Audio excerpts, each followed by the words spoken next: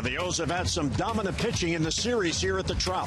Chris Tillman and Miguel Gonzalez were both masterful, each giving his team a chance to win. So today, the O's hand the baseball to Wei-Yin Chen as they try to get 2 out of 3 from the Rays.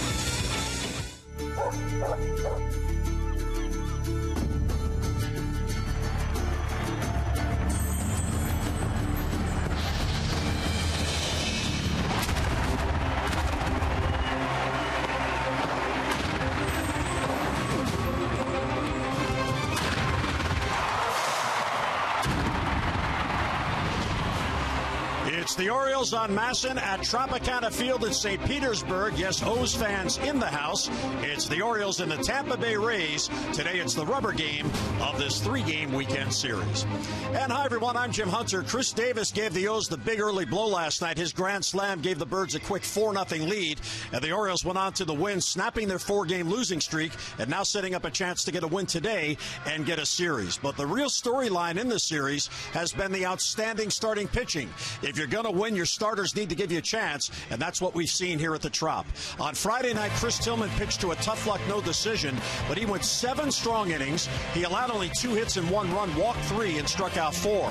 Last night in a win, Miguel Gonzalez was even better. 7 2/3. He allowed 1 run on 5 hits. He did not walk a batter, and he struck out 5. And Mike Bordick, if you look at the O's and they're trying to get back in this race in the AL East, if they're going to play meaningful games going forward, the starting pitching has to be as good as it has been. It's all about the pitching, and in this series, they've showed it. Yeah, absolutely. I'll tell you, going into the second half, the Orioles needed more consistency out of Chris Tillman and Miguel Gonzalez, and in this series, they're both outstanding. Miguel Gonzalez, a huge win for the Orioles in last night's ball game. Tillman threw a great game, 7 strong innings, but unfortunately, they came up short with that loss, so they needed a big bounce-back start. Miguel Gonzalez stepped up and threw an outstanding ball game. He's had great success here in the Trop. Of course, those two guys looking for consistency, but Wei-Yin Chen has been consistent all year long for the Orioles. He's been outstanding recently. 3 out of his last 6 starts, he's gone 8 innings, so he's tallying up that inning total, 6 1/3 strong innings against the Yankees. There you go, potential Gold Glove pitcher showing his defensive abilities there. But Wei-Yin Chen, he's keeping his walks down this year. He's got averaging under 2 walks per 9 innings. He's around the plate. He's averaging 15 pitches per inning. So he's been efficient for this team. He's been one of the most consistent starters for the Orioles all season long, and they need him to have another quality game today because they're heading back home where they play their best baseball, and they really need to turn things around. It'd be nice if they could finish with a win here and get that momentum headed back home. So it's the rubber game of 3 as the Birds look to make it back-to-back wins. Of course, with good pitching, you need good defense. When we come back, we'll visit with Gold Glove shortstop J.J. Hardy.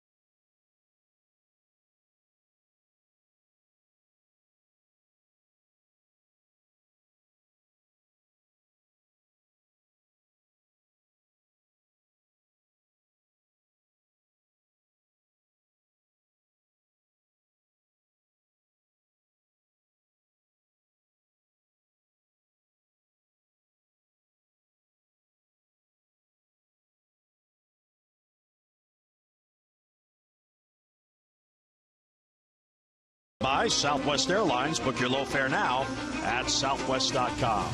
Yes, it is Christmas in July at the Trop. Santa Claus greeting the fans as they come in here at Tropicana Field. Now, of course, you win with pitching and defense. Adam Jones anchors the outfield. J.J. Hardy anchors the infield for the Orioles. He has made one error all year. That's it. And that was on May the 12th. You see his current streak, best in the American League, 234 consecutive chances without an error, trailing only Johnny Peralta. And I spoke with J.J., who's won 3 Gold Gloves, about why the Orioles place so much emphasis on their defensive preparation. I think it's all the information we get. You know, every batter, if he's got, 100 ground balls during the season and 95 of them are to the right side, there's so much information out there that we can go over and know where we need to be playing. Is it a challenge with all the shifting that goes on now, even within at-bats? It is, because certain guys are different. You might see us shift a guy one at bat, and the next at bat we're not shifting, because there's just so many different things. If there's a runner in scoring position, maybe that guy's going to try and hit the ball the other way. There's so many things that factor in, and that's what's so tough for Bobby and I to figure out when we need to shift and when we don't. How much do you get involved as the planning? Bobby says all the time you're the quarterback at the infield. How much do you get involved in planning the shifts? I think Bobby and I talk about it a lot. There are certain guys that hit a lot of ground balls to one side of the infield, but other teams may not shift them, and if we shift them, they might be a type of guy that's going to hit the ball the other way because we're shifting. So there's a lot of things that factor in, and Bobby and I spend a lot of time going over each guy. One of the things about this team with the focus on defense, I get the impression that you'd be just as happy to win a game with your glove as you would with your bat. I think a lot of us are like that. I mean, we do pay a lot of attention to defense and focus on it and take a lot of pride in it. So it's a big part of the game for us. Last night was an uplifting win after losing 4 in a row. Is that the type of game that everybody now can relax and hopefully go on a surge? Not relax. I don't think so. I mean, it's definitely a good thing. We got a chance to win the series today, but, there's no relaxing. I mean, it was good for us to get that win, and we need to go out there and play good again today. All right, so what do? You put the pedal to the metal and you go forward hoping to build on it? Going, yeah. I mean, there's everyone has rough stretches, and we've been in kind of a rough stretch for a few weeks now, and we're trying to turn it around. But the more we think about it, the more we're going to press, and we just need to go out there and hopefully turn it around soon and keep it going. And I would think with this team, because of the experiences the past few years, that's something you could play off of. You've been through this. We know what we're capable of. And it's one of those things that we're just going to keep going. Put one foot in front of the other, and just keep going. Well, much of team success is based on the strength up the middle defensively. And J.J. Hardy, you mentioned it, the 3 Gold Gloves and having another outstanding year defensively. Just one error on the season. And he talked about his leadership on the field, working hand in hand with infield coach Bobby Dickerson as far as adjusting to the shifts. They are on top of their game. Best defense in all of baseball, and J.J. Hardy is the one that's leading the way. Pretty fascinating team where you have Hardy helping plan the defensive shifts in the infield, and you have Caleb Joseph and Matt Wieters, the game plan for the pitchers. they all get involved, and they're a big part of it. Our BGE home game time temperature indoors, we are climate controlled, 72 degrees, but still muggy inside, 55%. BGE home is Baltimore's home for heating, cooling, plumbing, and electrical. Why would you call anyone else? So it's the rubber game of 3. O's trying to get 2 out of 3. Here is the O's lineup, brought to you by Southwest. Book your low fare now at southwest.com. David Lowe gets consecutive starts. He's in left field, and Chris Davis DHing again. Manny Machado at third. Adam Jones loves Sundays, and he loves day games. 481 playing on Sunday. J.J. Hardy's at short. Nolan Reimold's in right today. Ryan Flaherty again at first. Then Jonathan Stope and Caleb Joseph. Let's take a look at Matt Moore's pitch arsenal this season. This will be his 5th start of the year since coming off of Tommy John surgery. Fastball 62% of the time, low 90s with the heater. Comes out of his hand pretty good. And breaking ball 23% of the time. Throws the curveball. You're going to see a cutter as well from Moore. Changeup is the 4-seam variety. Nice late fade and sink on that pitch. But the problem with Matt Moore this season, just the inconsistencies. He's averaging almost 5 walks per 9 innings. So Moore looking to find that consistent rhythm on the mound. every inning it seems to be different, and he's already acknowledged this year he's been feeling for his mechanics. Well, he had the Tommy John surgery last year. That was on May the 8th. And he was recalled on July the 2nd. Here's David Lowe, and he'll take a strike, and we are underway. David had a real good game last night. Multi-hit game, utilizing his speed. And he earns himself another start. A little foul back, and it's 0-2. We asked Buck Showalter before the game about David Lowe and back-to-back starts. Buck has been saying for quite some time, Mike, somebody please take that left field job. Maybe David Lowe, with the speed he brings, if he could get hot, he might take it. Boy, that would be nice to see David Lowe do that. We saw his ability to run the bases last night, the great speed, but it's keeping the ball on the ground that will help Lowe stay in this lineup. Well, there's a 3-pitch strikeout. Foul tip held by Kirk Casale, and 1 away. Well, he's always had a good fastball, Moore. You see that good life at the top of the zone. Driving the ball. A little bit of movement there, and very aggressive with the heater, trying to establish it early in the game. Here's Chris Davis, who was the hero last night, as he remains hot. Davis now 22 home runs, 8th most in the league. And with his 4 ribbies last night, he now has 60. That is 7th best in the American League. He's got an 8-game hitting streak going as we begin play here today. And there's a ball. First one thrown by Matt Moore. Davis just 2 for 13 in his career against this left-hander. It was 14 months after Tommy John surgery back in the big leagues, and you would expect the command would be the last thing to come back. Yeah, it usually takes a full 2 years for a pitcher to get that feel for the baseball again. Led to these early inconsistencies, and it's going to be kind of interesting to find out what the Rays do with Moore. He does have an option left. Are they going to send him back down, try to work on those mechanics and find that consistency, or they're going to stick with him the rest of the year at the major league level? Only 1-1 in his 4 starts, and his earned run average up to 7.23. Needs to bring that down. Davis works the count full, 3-2. And he takes a 1-out walk. Close pitch, and Davis got the call. Well, Moore, his longest outing in his 4 starts, 5 innings. He's gone 4 2/3, 4 1/3, 5, and 4 2/3 in his last start. And that was a loss last Monday in Philadelphia. He was one of 26 major league pitchers to undergo Tommy John surgery last year. 26. Here's Manny Machado in the number 3 spot again. Manny is 8 for 27 on the road trip with a couple of home runs. And he pops up the first pitch. There's James Loney at first, and he's got it for the out. 2 down. Manny all of a sudden loves the first pitch in his first at bat. Well, he's shown great patience, but I think like Buck Showalter trying to spark this Orioles offense. Man, he slid down into the 3-hole. It's a fastball that he likes, an aggressive swing there. But typically you see him working through at bats, leading the team in walks. Here's Adam Jones. We showed you his numbers on Sunday. Adams in daytime games batting .368.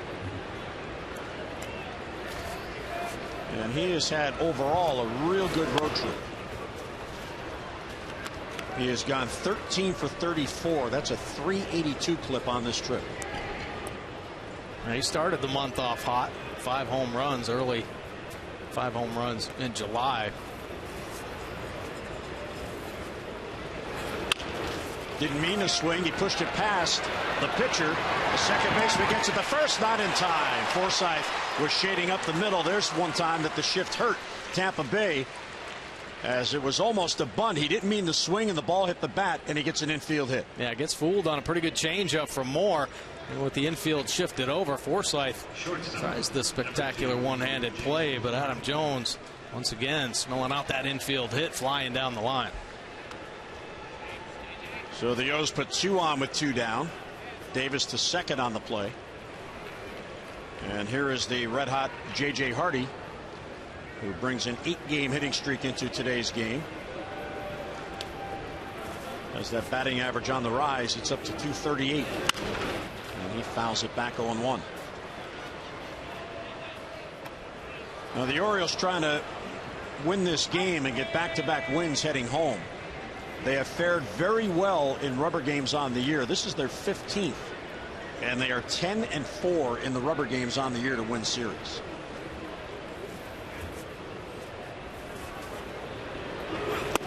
And it's inside, a ball and a strike. So in the Orioles clubhouse, kind of get that sense that the worm is turning a little bit.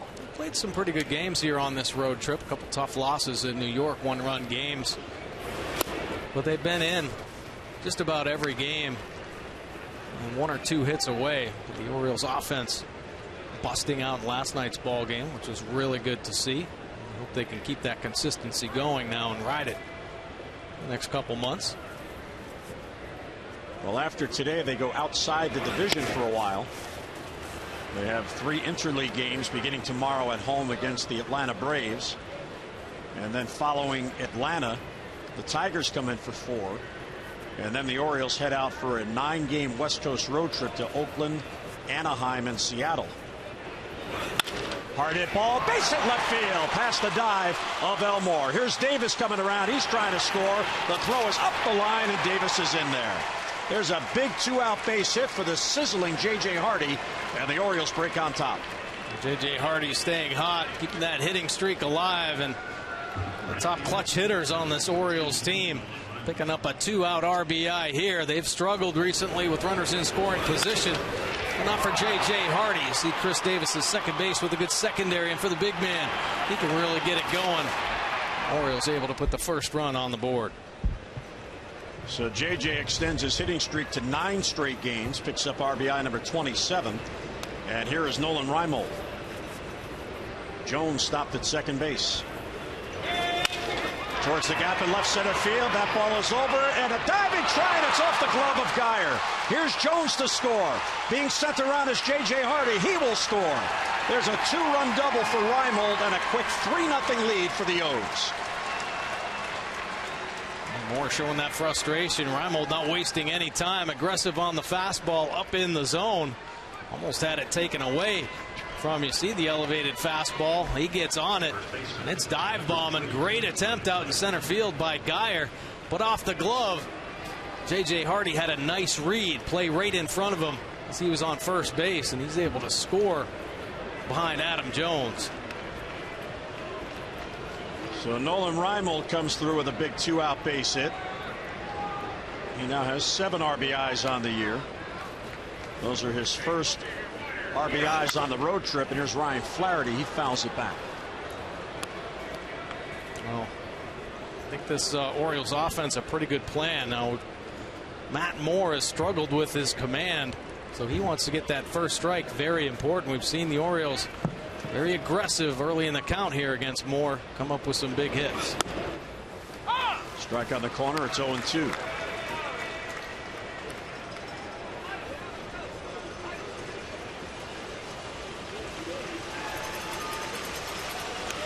Nothing in 2 to count. Chris Davis through that walk. There's a bouncer to second base. Right there is Forsythe. And the inning ends as Ryan Flaherty bounces out. But a big first inning for the O's. They play 3. We'll head to the bottom of the first. Chen goes to work with a lead.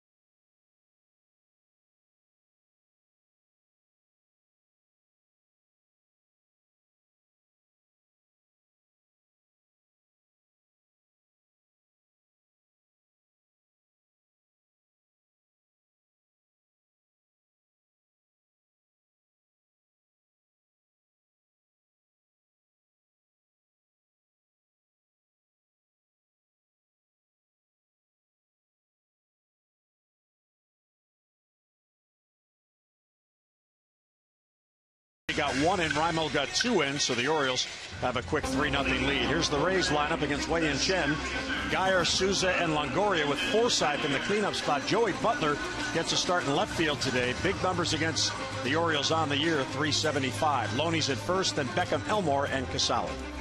Now let's take a look at Wei-Yin Chen's pitch arsenal this season. The fastball has been very good, 65% of the time, working it both in and out very effectively. The breaking ball has a slow curve and a hard, tight slider at 25% of the time, and the straight change. 18 starts for Chen, just 4 wins, but a 2.86 earned run average, only 25 walks on the year for Chen. He has given up the 17 home runs, and the Rays have hit him out of the yard 14 times. It's the most by any opponent against Wei-Yin Chen. So keeping the ball in the yard is going to be a key for him. Well, Tampa Bay, off their lack of hitting in the first 2 games in this series, although on Friday night they did rally in the 8th inning and scored the 3 runs to pull out the 3-1 win. But they are now dead last in the American League in team batting. They're at 237 as a team. And the other number that matters, in particular with the Orioles getting a quick 3-0 lead, they have scored 4 runs or less in 12 consecutive games. So they just don't have the depth and the hitting potential in this lineup to overcome these big early deficits. Kevin Cash's team, they try to manufacture runs, but when you fall behind quickly 3-0, that's tough to do. Well, it really is, and we've seen Tillman and Gonzalez. Well, this is a weaker offense than they're used to facing. Still have to make quality pitches. Do not give them opportunities. Well, Mike mentioned the home runs that Chen has allowed, 17. However, 14 of those 17 home runs are solo. So if you're going to give them up, that's how you give them up. Not the big blows like Chris Davis last night. Got 4 runs in on 1 swing with a grand slam. 2-2 on Geyer. Off the foul again. Joseph will not have a play. And as Buck Showalter was saying last night, pitchers who have outstanding stuff unfortunately see a lot of foul balls hit off them. Here's Miguel Gonzalez with Jimmy Paredes. Miguel was terrific last night and picking up his 9th win. Here's the 7th pitch in this at bat, and a pop up. Flaherty's going to call it first, and he's got it for the out, and 1 away. Let's get a look at our American Standard. Who's hot and who's not? Well, J.J. Hardy certainly is hot. Yeah, 9-game hitting streak. Picked up a huge 2-out RBI, batting .345 with a homer, 5 RBI in that streak. Steven Souza Jr. not so hot. Last 15 games, just hitting .85 with 25 punch-outs. Celebrate the season with the American Standard All-Star event. Visit MidAtlanticComfort.com for amazing rebate and financing opportunities. Here's Steven Souza Jr. He batted leadoff in the first 2 games, but with the left-hander on the mound, he moves down to number 2. Popped up foul wide of first. Over is Flaherty. He may have a play. He does have a play, and he makes the catch. So 2 pop-ups to Flaherty and 2 quick outs. Nice running play right there by Ryan Flaherty. Let's take a look at the rest of the Orioles defense. Lowe, Jones, and Reimold in the Orioles outfield. Hardy and Scope up the middle. Chado over at third base. Flaherty at first. And Caleb Joseph getting the start behind the plate. Matt Wieters on the bench. He caught last night. He is still not catching back-to-back games. However, Buck Showalter said he was intending to play Matt at first base today to get another right-handed bat in there. But Matt's back stiffened up late in the game last night. So since he is scheduled to catch tomorrow, Buck didn't want to take any chances, so he is on the bench to begin the game. The good news is when Matt reported today, his back felt much better than it did last night. That is good news. Matt Wieters was out taking ground balls at first base. First game of the series, early batting practice. So surprised if Matt Wieters plays a few games at first once the body starts feeling a little better. Talking strategy with the skipper.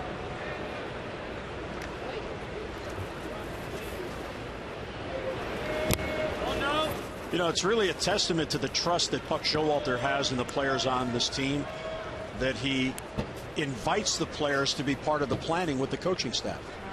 It's not just here's what we want you to do. It's how do you think we should do it? Let's talk about this. Well, that was pretty enlightening. J.J. Hardy in that pregame interview we did about how he and Bobby Dickerson basically playing the infield defense. Yeah, well, when you have veteran players that have had success like Hardy and Matt Wieters have had in this game, it just makes sense for coaches and managers alike to go to those players who've experienced, been on the field, and seen what hitters have done in those situations. And J.J. Hardy's seen every major league hitter. He knows how to anticipate what to expect from hitters. And he talked about those scouting reports that they get. They're on every tendency a hitter has, whether it be a fastball or a breaking ball. Off the fists, popped them up. Hardy out, low in. And J.J. says, I got it. Didn't want to take his eyes off it in the roof. And Wei-Yin Chen has a 3-up, 3-down inning.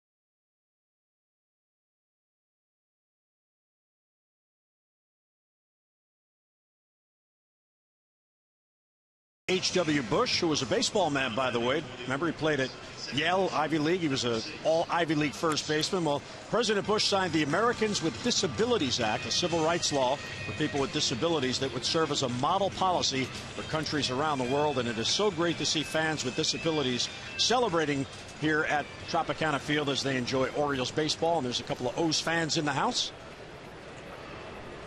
And everywhere you go now, you see the ramps that are built, and really a great law signed by President Bush 25 years ago. Here's Jonathan Schoop leading off. And by the way, I was in error.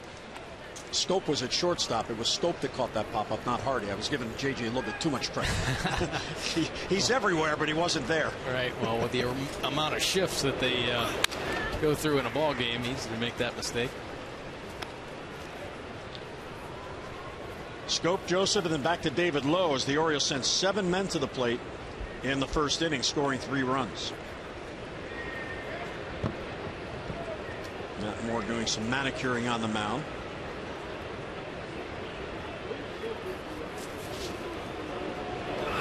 Now, Matt Moore, in his first 4 starts, Tampa Bay gave him a lead in all 4. He had the lead, and in all 4 he allowed the lead to slip away. Now, he did manage the 1 win after allowing a lead to slip away. The Rays scored in the next half inning while he was still the pitcher of record, so he did get credit for his 1 win. That was against the Astros.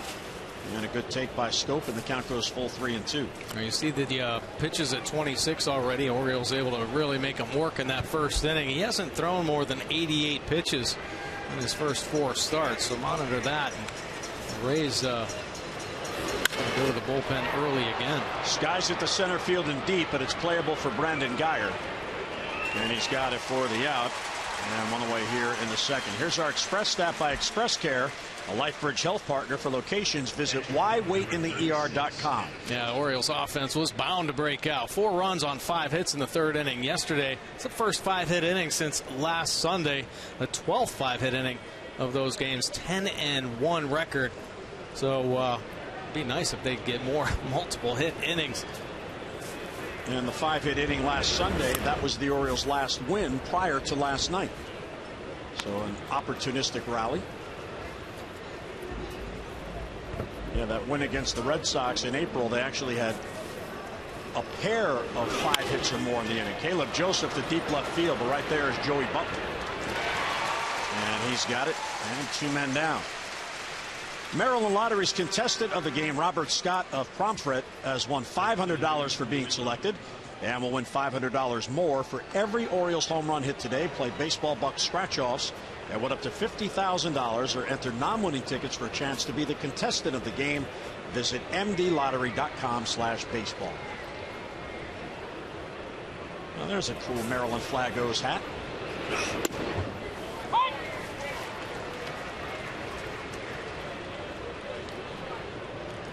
David struck out his first at bat. He's quietly been on a little bit of a tear, and you don't notice it as much because he hasn't been playing every day. And he's really been putting up some good numbers. Starting to swing the bat well. I think more at bats will settle in, feel more comfortable. He's had inconsistent playing time last couple of seasons. Pops this up. Here comes the third baseman Elmore, and he's got it for the out. And the Orioles, after a big first inning, go quietly 3 up, 3 down in the second. O's with a 3-0 lead.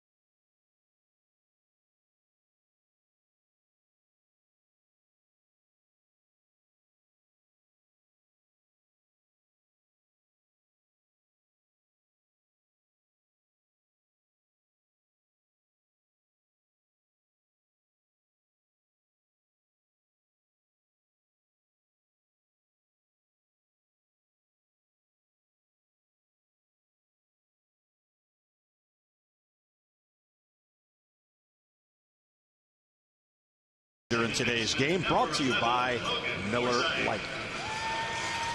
Chen, a 3 up, 3 down first inning on 15 pitches, looking to win his 5th of the year. Of course, the problem for Chen, and why that first inning for him was such a plethora of support, he gets just 3.4 runs per game in his run support for a full start. He got 3 runs in the first inning. You see? In 10 of his 18 starts, the Orioles have scored 2 runs or less. So when you look at Chen, you don't look at the 4-6 record, you look at the 2.86 ERA. Yeah, his ability to keep this team in the ball game so important. Nice to see this Orioles offense start to put some runs on the board for him. Popped up center field, Adam Jones is there. And 4 in a row retired. And of course, Chen, he has the ability and the consistency to get deep in games. Most starts of 7 innings or more on the O's. He has the most, 9. Ubaldo has 7. Miguel now has 6 after last night. Chris Tillman has 5. Mike Wright had 2, his first 2 starts with the O's before heading back to AAA. And Bud Norris 1. Chen tied for 14th most in the American League. Of course, that has been a challenge on the year, getting as deep in games as possible. And again, part of that also is the managerial strategy of Buck Showalter. Very often a pitcher will go 6 1/3, 6 2/3, and he may go to the bullpen for the final out because he likes that matchup better. But it's up to the starter to give him that option. Yeah, absolutely. And I think Buck Showalter really reads his starting pitchers. You know, if they've had laborious innings, takes that into account. It's less stressful. let him work.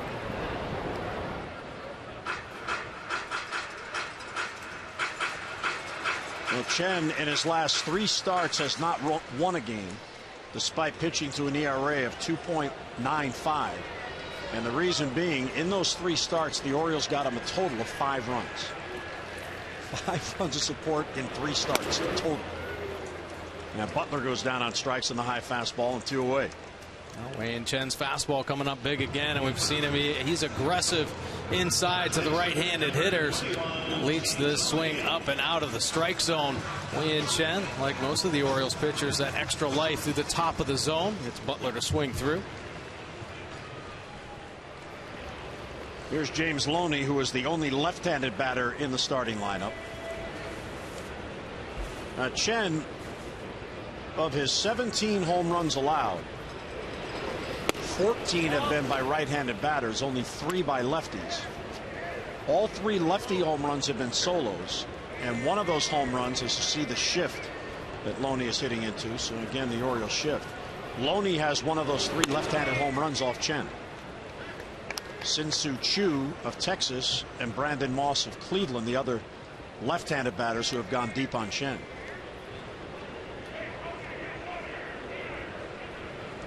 Wei-Yin susceptible to giving up the long ball to the righties. Loves to pitch in if there are mistakes made. It's typically one of the pitches they're able to get to, but he had a problem early on with his breaking ball, especially with 2 strikes. If he was trying to put a hitter away, getting ahead, he'd leave the breaking ball on the plate, and he's given up too many 2-strike home runs this year. Loney taking all the way, so he gets a strike. For Chen, it's already his 4th start against the Rays this year. He's 0-1 with a couple of no decisions. Right to Machado, who's there in the shift. And then he gets it across, and back-to-back 3-up, 3-down innings for Wei-Yin Chen. We're through 2 at the Trop. The O's have a 3-0 lead.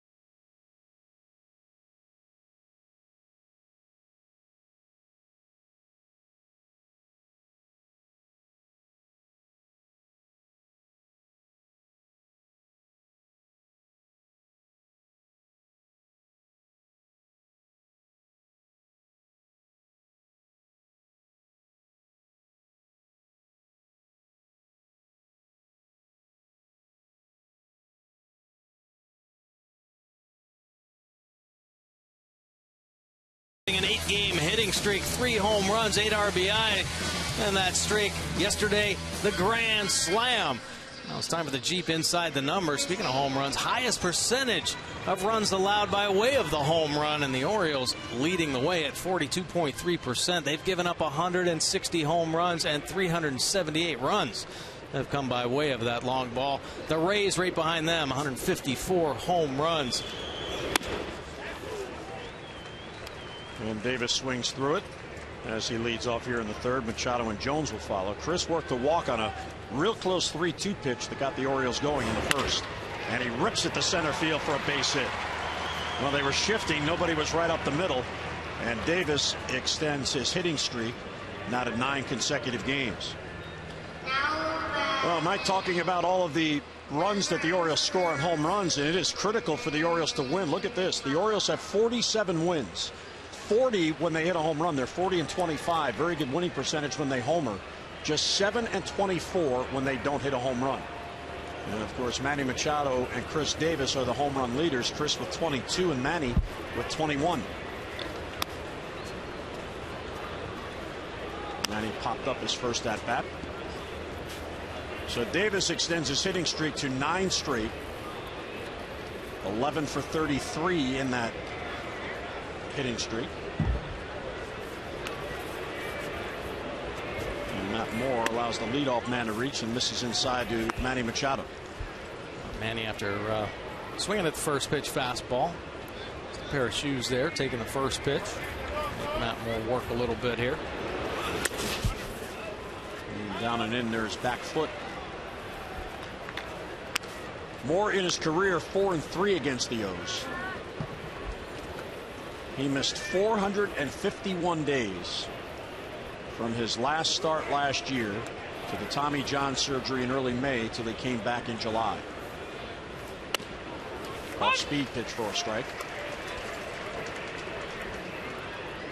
One thing this Rays staff has done for a number of years now is command of that real good changeup and great velocity differential as well.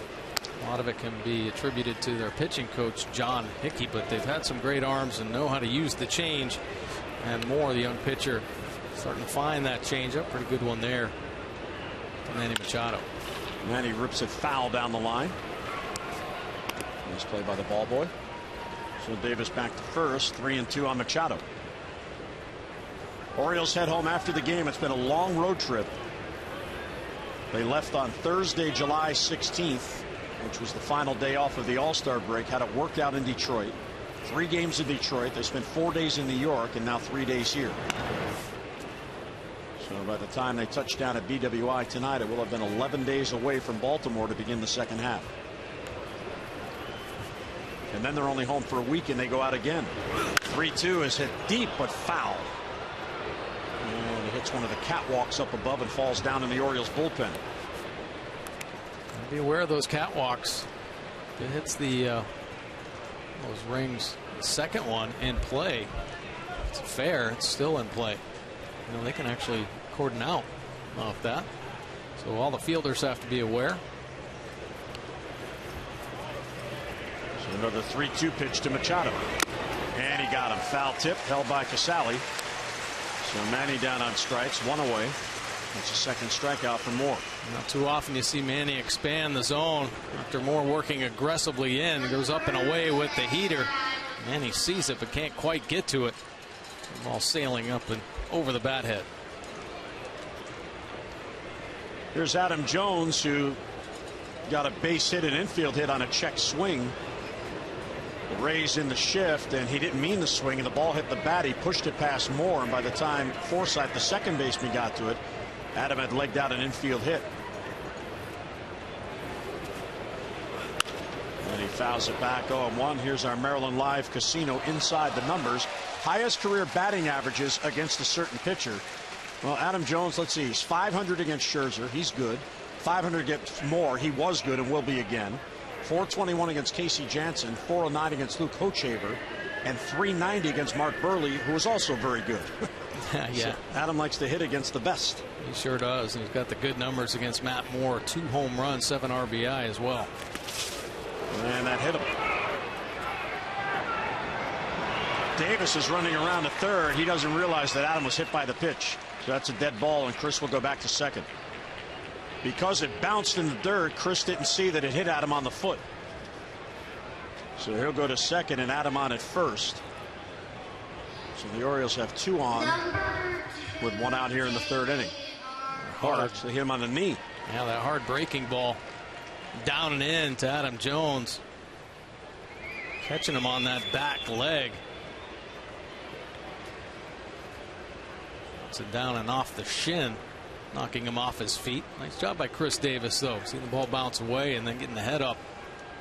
Aggressive in the 3rd, but sent back to second base on the hit by pitch.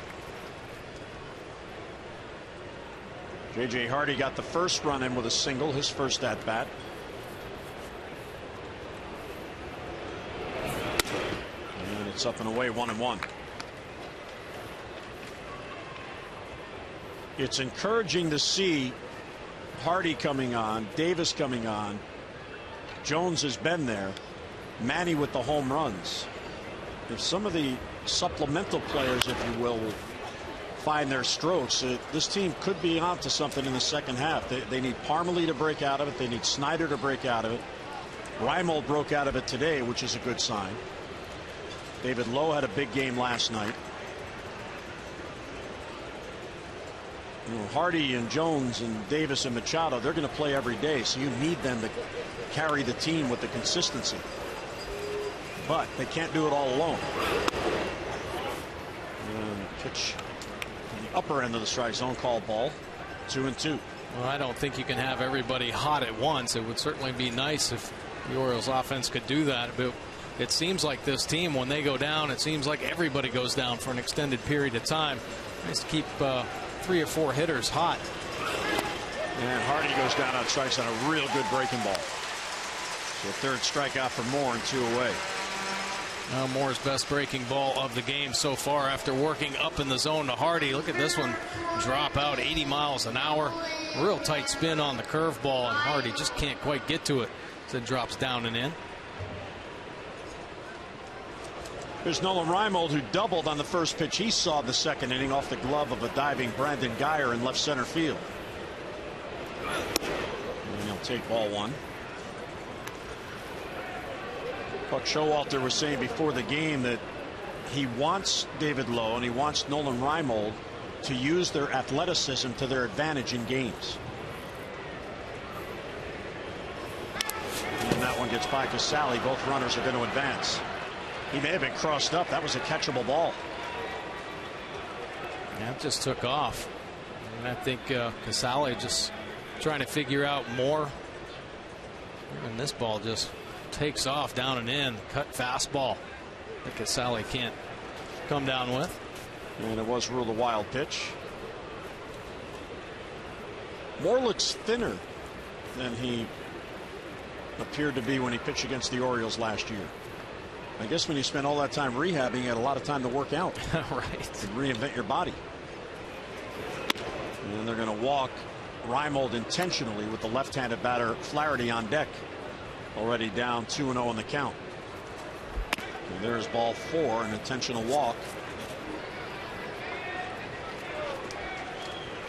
So Ryan Flaherty will come up. It's now time for you to tweet your strongest fan photo. Use the hashtag #OsCouchCam, and you just might see yourself in an upcoming broadcast. All brought to you by T-Mobile. Those fans in the house. Got to meet several of them before the game today.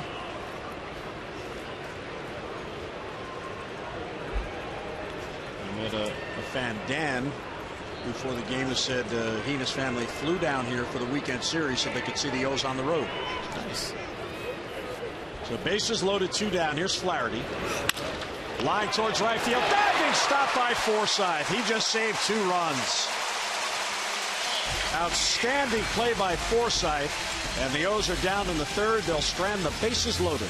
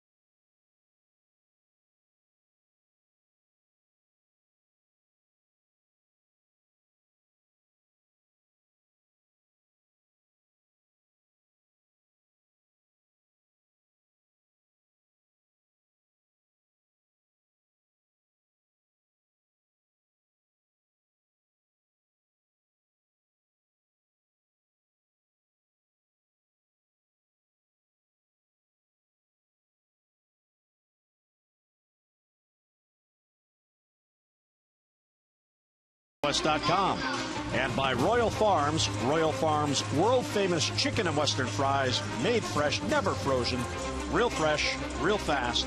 Royal Farms. Gordy, what do you say we head there? And a couple of beach chairs. Sounds good. A little sunblock. Finally, the sun came out, right? Hey, look, your fedora. you lent it to that guy. You still have that, I hope. Absolutely. I have the picture of you modeling it. I don't want an inaccurate picture. Chen has retired all 6 he's faced. So 26 pitches to get through the first 2 innings. Here's Tim Beckham. Elmore and Casali to follow, lower third of the lineup. This one sliced down the right field line. That is fading back and is foul. So Beckham, trying to be aggressive, goes after the first pitch. Beckham getting a lot more playing time as Drupal Cabrera, a great shortstop, playing outstanding defense for this team, went down with a hamstring pull. So Beckham getting another opportunity to show what he's got at shortstop. See his batting average at .229. He's done most of his damage against lefties this year, though, hitting at a .280 clip in 3 of his home runs off left-handed pitching. And a little bit low. Good take by Beckham.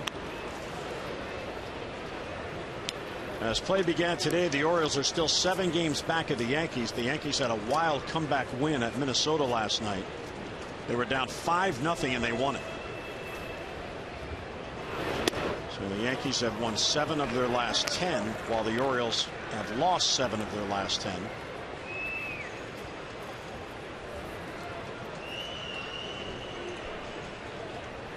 The Blue Jays yesterday also had a come from behind win.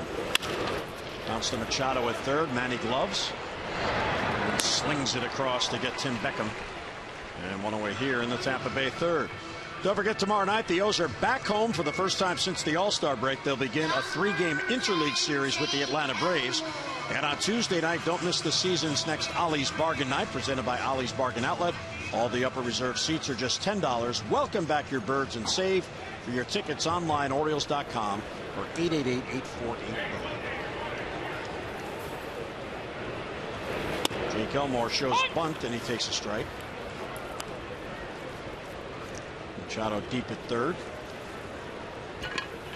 Almost daring Elmore to lay one down, and he so proficient at that barehanded play. Not many teams taking chances. The bunt on Machado.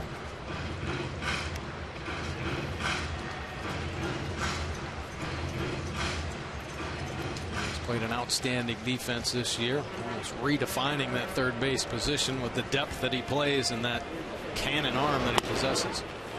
Little bit high with the fastball. 1-2.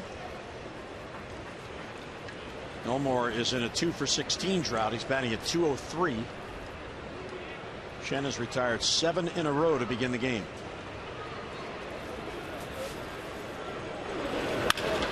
Line to right, but it hangs for Reimold. Nolan's right there, and he has for the out, 2 away. Mike, let's get a look at our PNC minor league report. Another impressive one as well. Take a look at Jorge Rondon. Yesterday, 2 1/3 innings pitched, only giving up a couple hits, 1 walk and 1 strikeout. 36 pitches, 24 for strikes, so all around the zone this season. A 2-1 record, 2.06 earned run average. Power arm. Rondon picked up on waivers back in May. Rockies let him go. He's done some nice things, added depth there. Good fastball up in the mid-90s.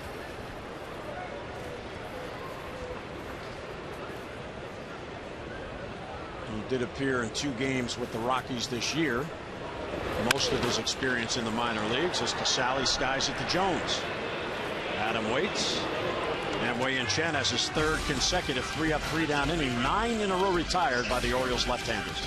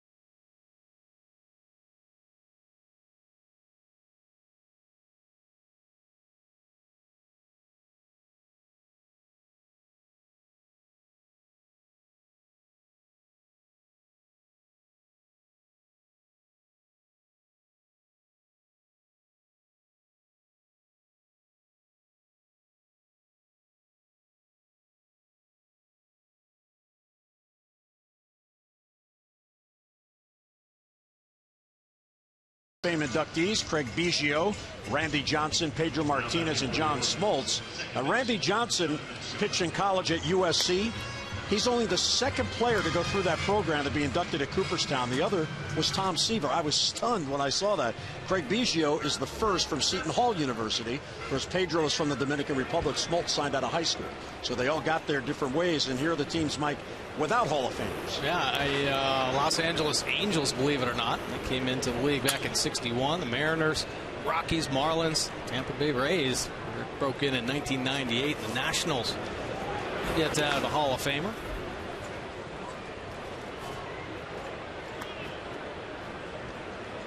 Great group being inducted this season. Biggio with the 3,000 hits. A lot of Cy Young awards between those three pitchers as well, right? Yeah, I'm a little surprised. Some of the national media saying, well, you know, Biggio shouldn't be there. So what? He got 3,000 hits. He was a compiler. Don't you have to be good and consistent for a long time to be a compiler? Absolutely. And a foul back. Now, we should point out, because I know somebody at home is saying, well, wait a minute, Wade Boggs played at Tampa. His numbers retired here, but he went into the Hall as a Red Sox. See, it used to be that if you played on multiple teams, you could select what hat you wore, and you went in as that organization's representative. There's the 2-1 pitch. It's called strike. But then players started doing clever marketing things, and the Hall of Fame said, you know what? This is our hall. We're going to tell you what you go in. There's a weak ground ball hit against the shift, and Scope's going to have an infield base hit. He could not have placed it there if he had it in his hand and threw it. Jonathan Scope with that same smile that Adam Jones had when he beat the shift with some weak contact the other way. A broken bat as Moore is just driving that fastball in on Scope. Breaks the bat.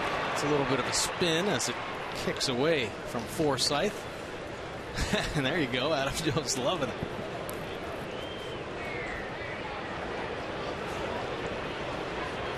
So the Orioles with their 5th base hit. Here's Caleb Joseph.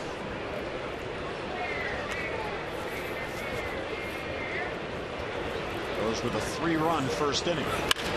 And this one's drilled deep left field. Back it goes. It is gone for Caleb Joseph. There's number 7 for the Orioles catcher, and it's a 5-0 Orioles lead. And that is a sweet swing from Caleb Joseph. He's been looking for it. He just found it. A bomb deep at the trop. Caleb's 7th of the year, and he got around on an inside heater from Moore. Great swing, and another smile from the Orioles offense. And a smile from Robert Scott of Pomfret, our Maryland Lottery contestant of the game, who has just won another $500 as a result of that Caleb Joseph home run. Caleb now has 4 RBIs on the road trip. Moore wanting that fastball down and away, but look how Caleb pulls the hands in tight, recognizing the heater, and he stays behind this baseball very well. Get any kind of movement forward on a hard fastball in like that, and you're going to jam yourself, be able to square the ball up. Caleb stayed behind. That's the bat head out in front. 1-2 on David Lowe, who is hitless, 0 for 2 in the game. So let's see, is Matt admiring the home run, or is he getting on him? Caleb's doing all the laughing, 98 miles an hour to get out of here. And Matt maybe critiquing the swing, or Matt probably saying, well, I got 5 more home runs here at the Trop. How many do you have? He's got a couple here. And we're all talking hitting there. Staying back on the ball. This is bounced to second base. Forsythe will get David Lowe, and one away here in the Oriole 4th inning.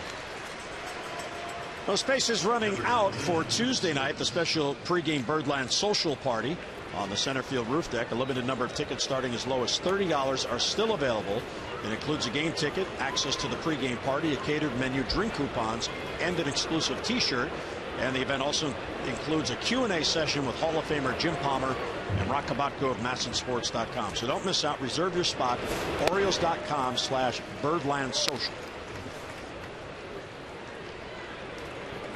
Chris Davis, a productive day so far. He has walked and scored, and he has singled to extend his hitting streak to 9 straight. You know, you look back to last inning. Moore was very fortunate. Bases were loaded, 2 down, and Ryan Flaherty hit a line drive that looked like it was going to end up in right field for a base hit, and he was robbed by Forsythe. His score would be even more out of whack if not for that great play by Forsythe. Head first dive. That one bounced in there. That was a 50-foot fastball. You can see the inconsistencies with Moore.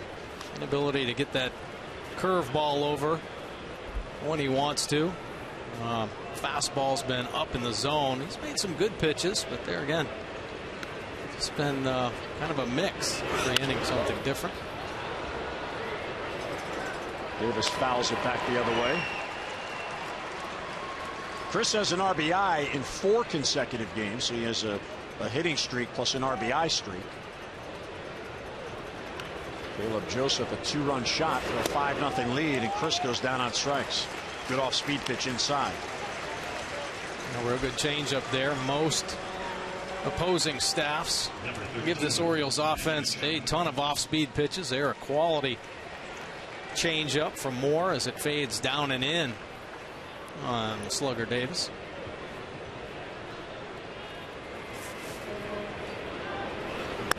Breaking ball is outside to Manny Machado. Manny 0 for 2. He has struck out and he has popped up. Chase ball 4 his last at bat on a fastball that sailed, and he put a foul tip into the glove of the catcher Kurt Casale. So Matt Moore, his 5th start since coming back. The Tommy John surgery last May. Manny right back to Moore, who gloves it. And he gets it to Machado, or gets Machado at first on the throw to Loney. So Caleb Joseph gets into one. He hits it deep out to left field for a 2-run home run and a 5-0 Orioles lead.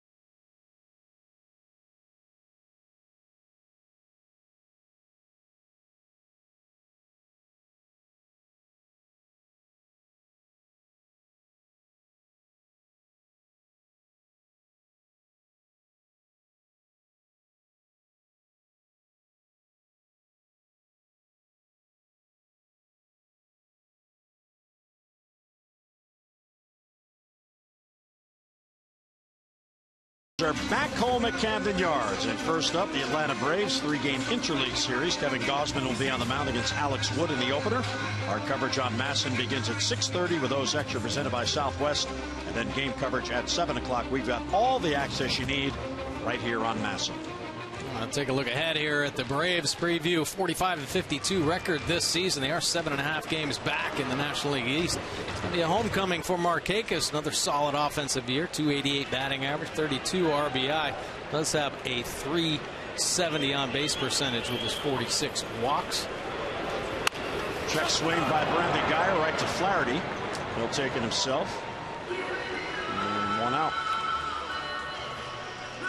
Buck was asked before the game by one of the beat reporters what kind of a reception he believes Markakis will get in his return to Camden Yards, and Buck said, outstanding. He should get it. Yeah. And he's right. Nick was a great Oriole. He had his right as a free agent to look elsewhere. That's the players negotiate that in the basic agreement, and he went to Atlanta. But he was a great Oriole.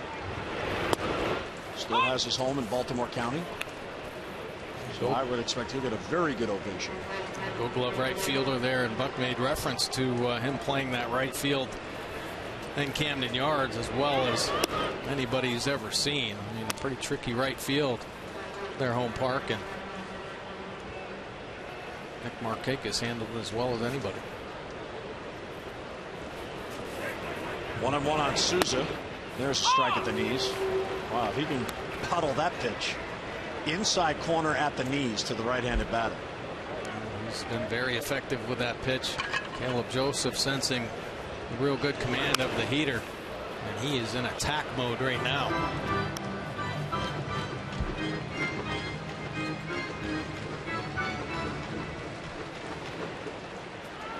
Chen has just one strikeout. Good cut there. Trying to protect Wei-Yin Chen, Mike Gonzalez, and Tillman before him. Nice job of getting ahead. Rays hitters on the defense. And he got him on an outstanding changeup. Well, a steady diet of fastballs working both in and out there to Sosa Jr. and finishes him off with a nasty breaking ball, 76 miles an hour, showing itself on the plate and then drops down and away to get Sosa. Slower than his slider. Look how far out in front Sosa is. It's because of that fastball usage from Chen. Here's Longoria with two men down. Foul. Longoria popped up into the shift his first at bat, and Stope caught it in shallow left field.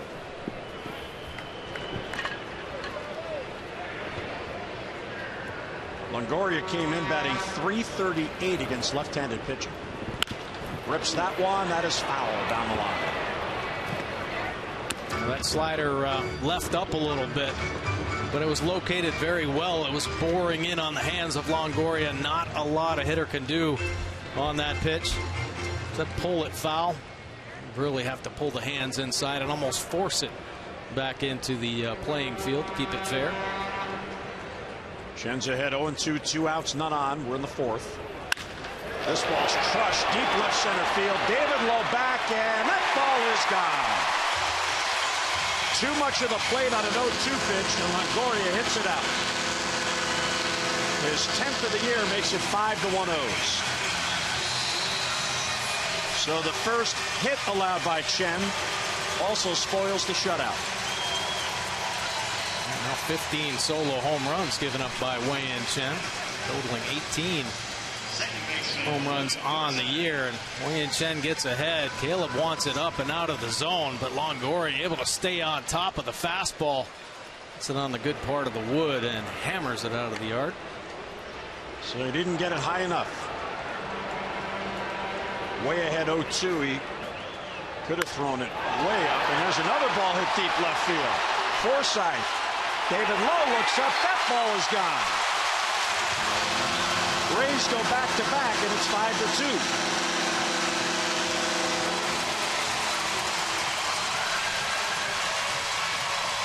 Well, the Rays have really given Chen a problem in his career. Talked about it at the beginning of the game. Has given up more home runs to the Rays than any team he's faced. Now 16 home runs given up. Back-to-back solo shots here. Trying to get ahead with that fastball in, and it stays right down the middle of the plate. And Forsythe, who has been red hot for the Rays, picks up his 11th home run of the season. There's Joey Butler. And he goes to right field and deep. Reimold back on it. That's over his head and against the wall. Nolan will get it back in, and Butler has a double. 3 consecutive bullets off Chen. We're all on the fastball. And we talked about Chen's fastball usage. Yeah, he had great command, but now the second time through, the Rays figuring it out. They're aggressive on the heater. And 3 bullets back to back. 2 left the yard. Butler with a double. Might be time to start mixing in the changeup first pitch or the breaking ball. Well, Dave Wallace out for a chat. All this after 2 outs and nobody on. He got ahead of Longoria 0-2. Longoria headed out. Forsythe jumped on the first pitch. Butler jumped on the first pitch.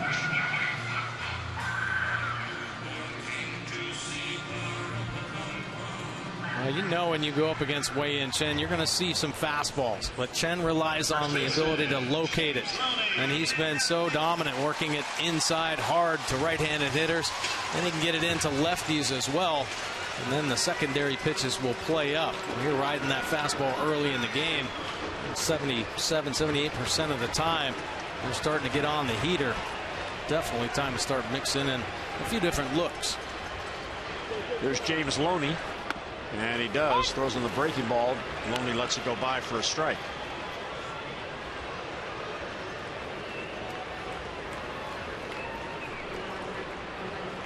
So Chen allows the Rays to get back in it, but the O's still have a 3-run lead. Trying to get out of this inning. Runner in scoring position with 2 down. This one's lifted shallow left center field. David Lowe will get to it. Makes a sliding catch. David Lowe with his speed caught up to it, and that ends the inning. But the Rays get 2. They're back in it. They'll head to the 5th. 5-2 O's.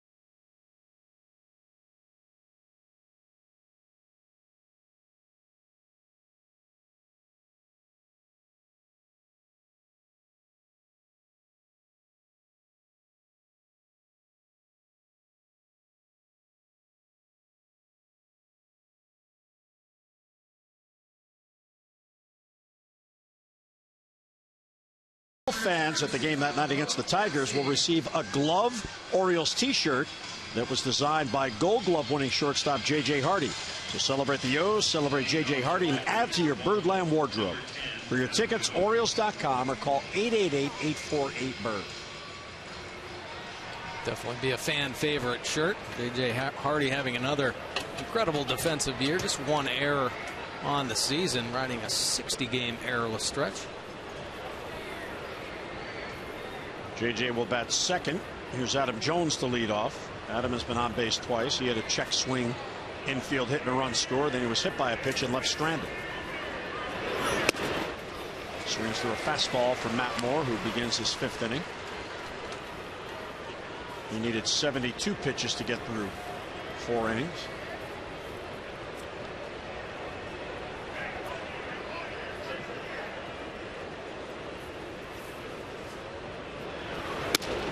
It's outside. So early in the game, Moore trying to find that fastball command. Made a couple mistakes. The Orioles were able to get to him. The second time through, started mixing in some breaking balls and the changeup.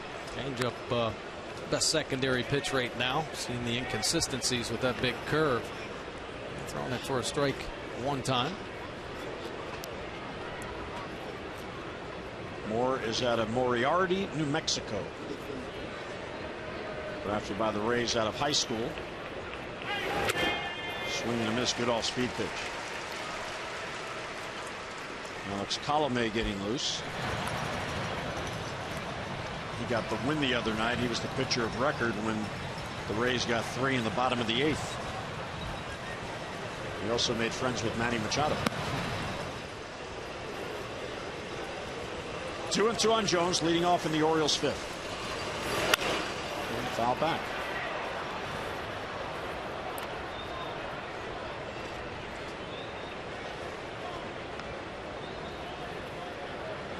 Jones, after getting out in front on the changeup down at the bottom of the zone, backs up the fastball. Wants to get by him, fouling it deep down the right field line. Down the right field line and foul. Faded foul.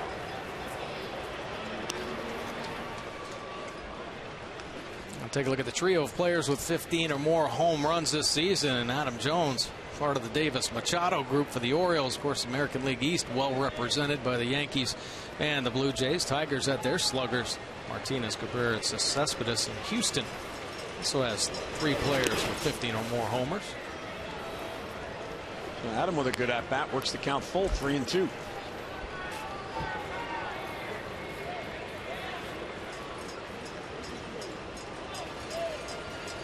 This will be the 8th pitch in this at bat.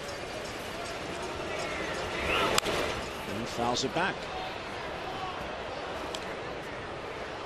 Matt Moore, 30-18 in his career. This is his 66th major league start. He was a budding ace, and then the Tommy John surgery. Now trying to work his way back. And Adam pulls it into left field for a base hit on the 9th pitch of the at bat. So Adam is 2 for 2. His 29th multi-hit game, and he's on with a leadoff single. A great at bat from Adam Jones. Saw just about everything Moore had to offer after just missing a fastball. 3-2. It's out in front on the changeup. You see how Adam Jones uses his legs and the long arms, able to keep that bat head through the zone, square it up, and shoot it through that 5-6 hole. J.J. Hardy now. He'll look at a strike on the outside corner. J.J. drove in the Orioles' first run with a 2-out single in the first to extend his current hitting streak to 9 straight games. You kind of tell J.J. feeling pretty good at the plate right now, starting to get into his legs a little bit more. He's changed his stance a few times this year. And of course, many times we've seen J.J. have to make some adjustments, do some early injuries, some back problems, and tightened up, so he's had to modify the swing a little bit, but he's looking free and easy. He's pulling a lot more balls, and look at the wrist getting active and get that bat head out in front. This will be back in the crowd. Bounces on the dugout first. Well, one of your former teammates used to change his stance quite regularly, Mr. Ripken. Oh yeah. Well, I think hitters go by feel, and J.J. and Cal alike, trying to find the best way to get the bat head to the ball. And at times you might not feel like you have the bat speed, so you make some adjustments. At times you might feel like your body's just leaking forward a little bit too much, so you do some different things with your leg positioning. There's a double play ball. Beckham, Forsythe back to first in a double play. 6-4-3. Hit it right off the end of the bat. So that erases the leadoff single and 2 down. Beckham handling the one hopper pretty easily. Forsythe able to complete the double play.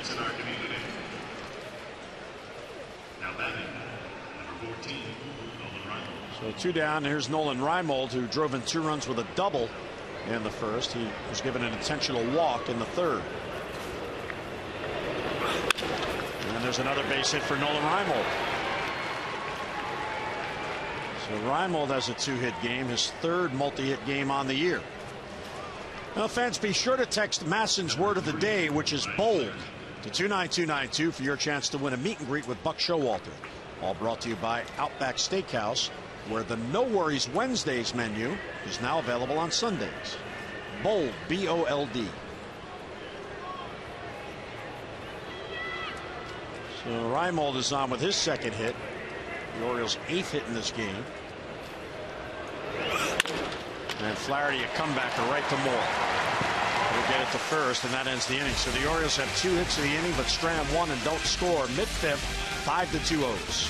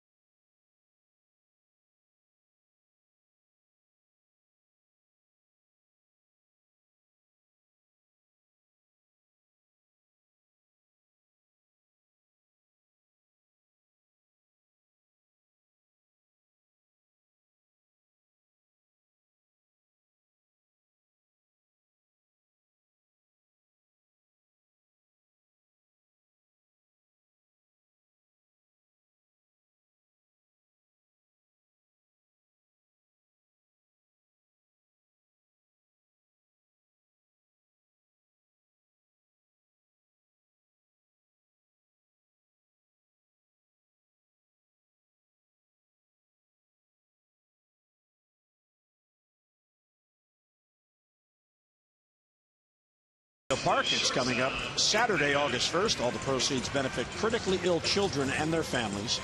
Visit KCCares5k.org to register and check out their website and all the information on all the wonderful things that organization does. Brian Mattis is the honorary chairperson who is involved with Orioles Reach. So congratulations to everybody. We hope you all can come out and have a good time and help raise some money. Yep, it's all about the kids. Orioles fans having fun here today.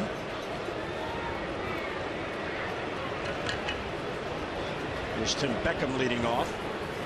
Channel out a pair of solo home runs last inning.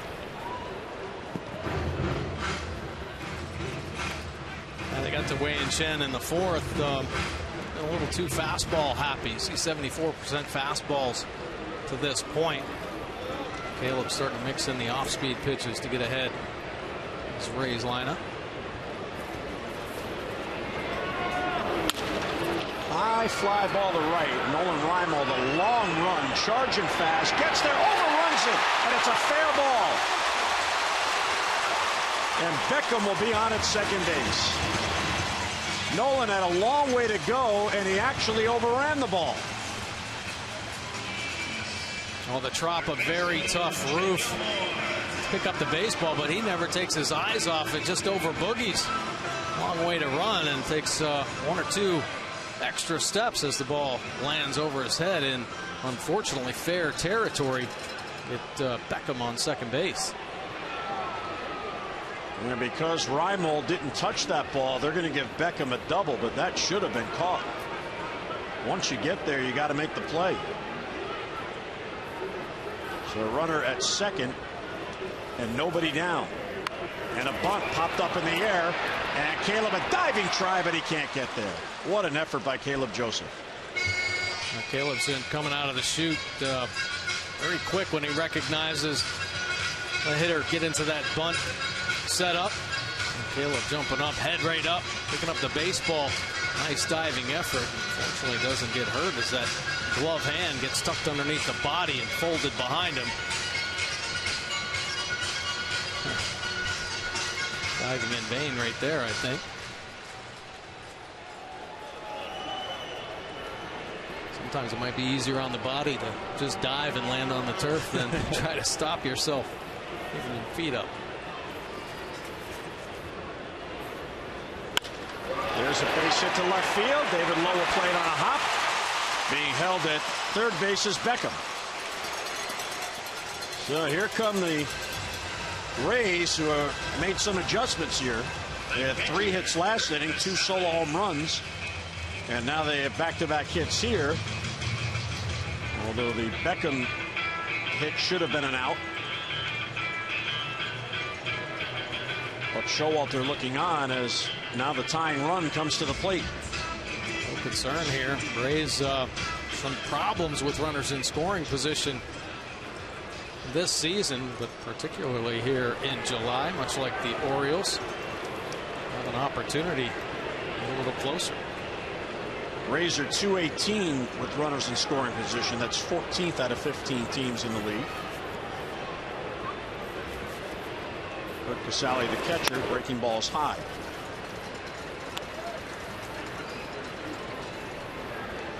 Runners in scoring position number. Rays 1 out of 2. O's are 2 for 5 in this game.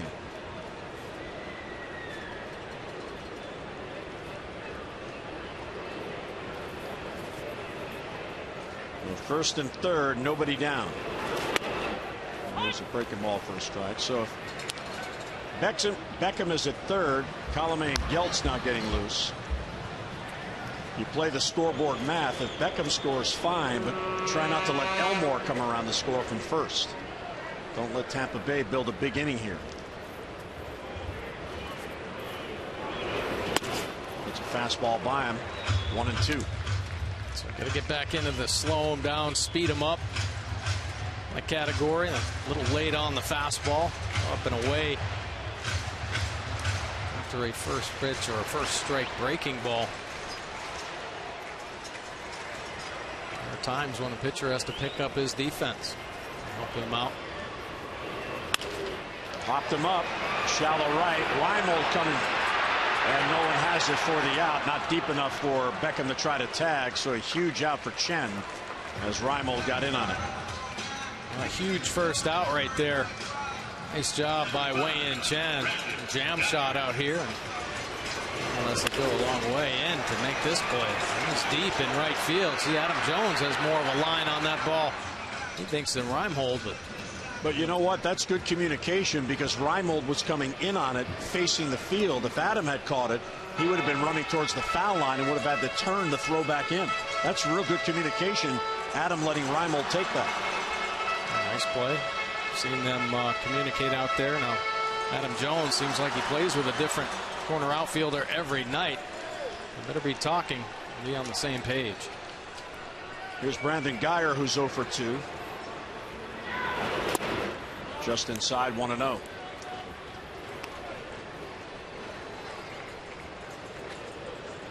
So the huge first out with runners at first and third. Now Caleb and Wei-Yin can go to work and work the bottom of the zone, try to get a ground ball here. Chen out of this inning. Foul back, 1-1 to count.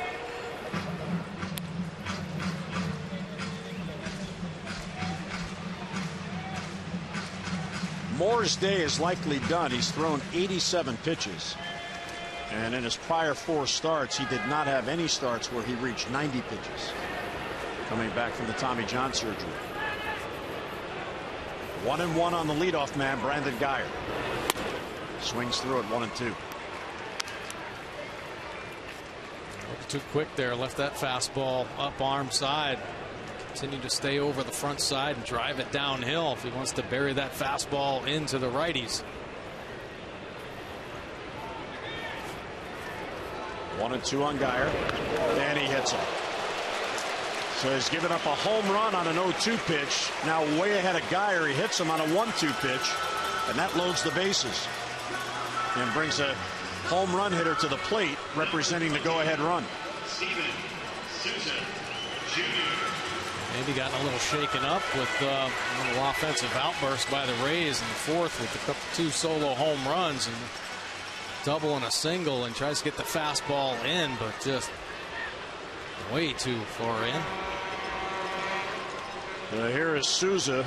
Big moment in this game for the Orioles and for Chen.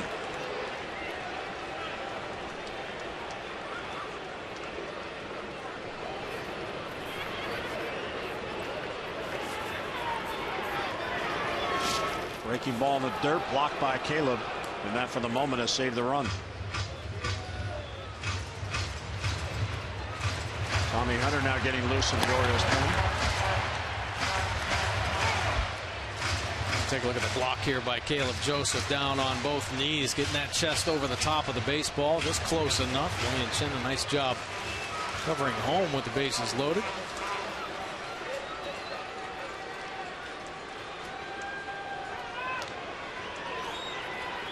Bases loaded, one down. Potential go-ahead run at the plate. A vicious swing, and he fouled it back. Souza can be pitched to. There's no doubt about that. He came in batting at 208, and he's 0 for 2. But he does have 15 home runs, and he does have 25 extra base hits. So he's a dangerous hitter, even though he's an inconsistent hitter. Upstairs with a fastball. Showing a little bit more patience as the season has gone on. Susceptible to strikeout as well. 15 Ks on the year.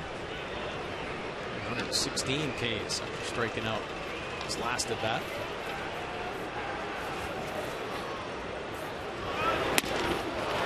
Well, that was the big pitch. You don't want to go 3-1 with the bases loaded, and Souza swung through it. Well, he senses that Chen doesn't want to fall behind either, so expanding the zone. It's getting big. Hunting heater, and it rides up to the top of the strike zone. Swings through. 2-2 on Souza. Bases loaded, one down. Wouldn't chase, ball 3. A good pitch. That's where you want to throw that slider. Bury it down and in. Nice job to take. Souza has struck out 115 times on the year. There's nowhere to put him.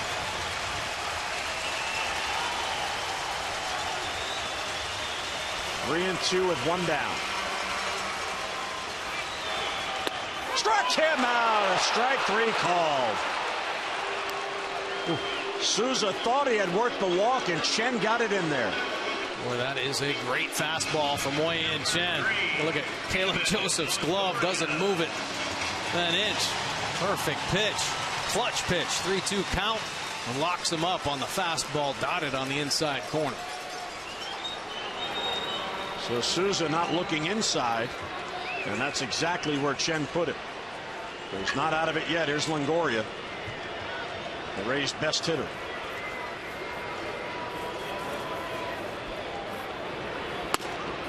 A little bit high, 1-0. Had plenty of the plate. Longoria homered his last at bat. That was the first hit allowed by Chen. Chen retired the first 11 batters in this game. He has also popped up to scope at second base. That's foul, 1-1. Longoria hit a solo shot in the last inning. Take a look at his power zone as the fastball, third fastball of that at bat, catches the red danger zone. Longoria, of course, the best power hitters in the game. Knows what to do with mistakes.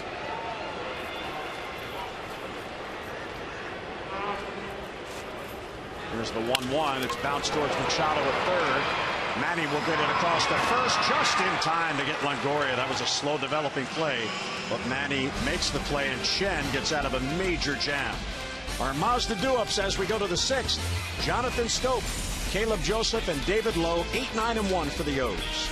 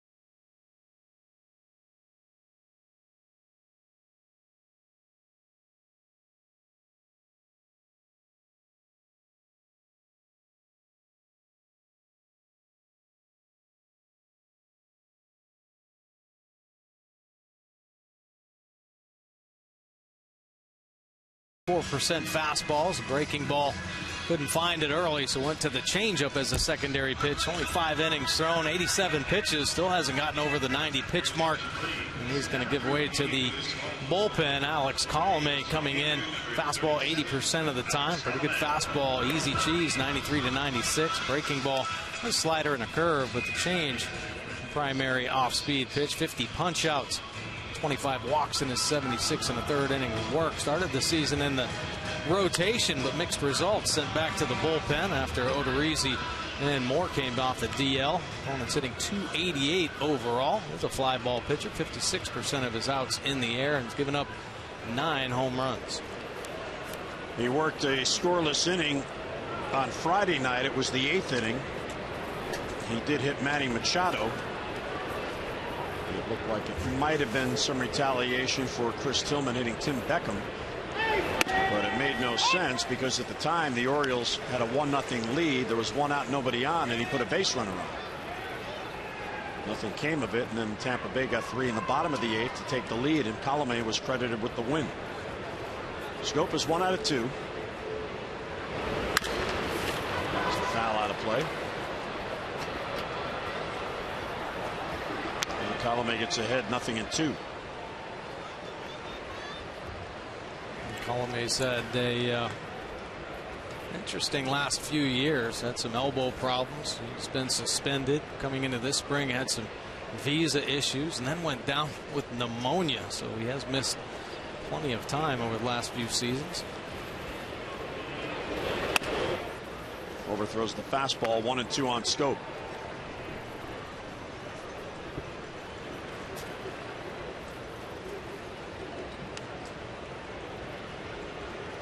Jonathan now has 8 hits on the road trip. And a good take. Pitch in the dirt.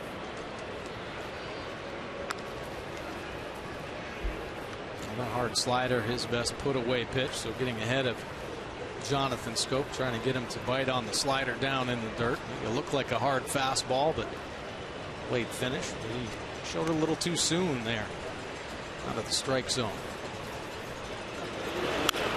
And Jonathan fights it off to stay alive. That pitch was heading for the inside corner, and he's fouled it back.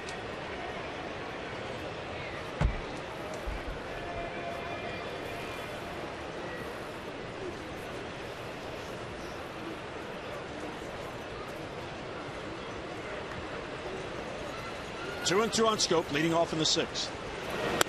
Upstairs, ball 3.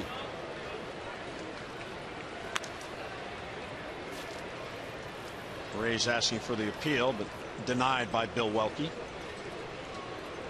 So Schoop goes from 0-2 to a full count.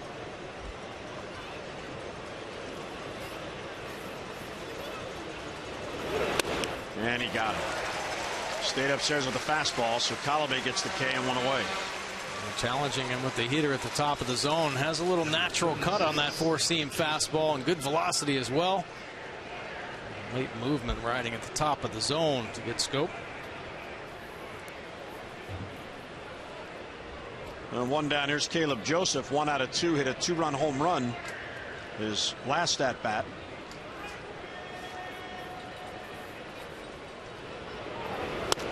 Nearly hit him. It's inside, 1-0.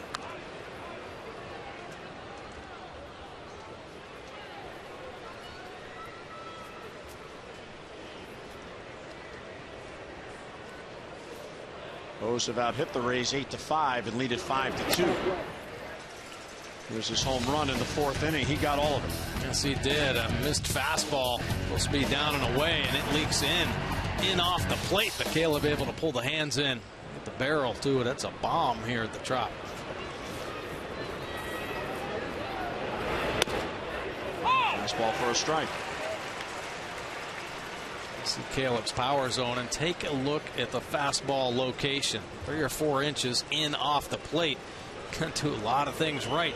Square up a ball there. Caleb did.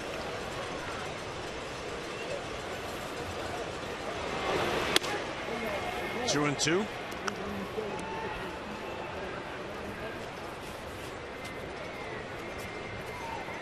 Colomé has been a career Tampa Bay Ray. Signed. He began his career for the 2007 season dirt ball 3. So back-to-back hitters, he goes 3-2.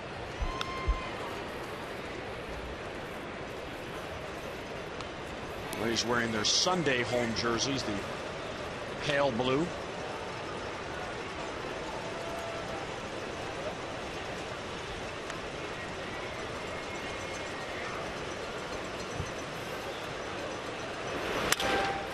Right field off the end of the bat. Souza back on it. And he's got it for the out. And 2 away here in the Orioles 6th inning.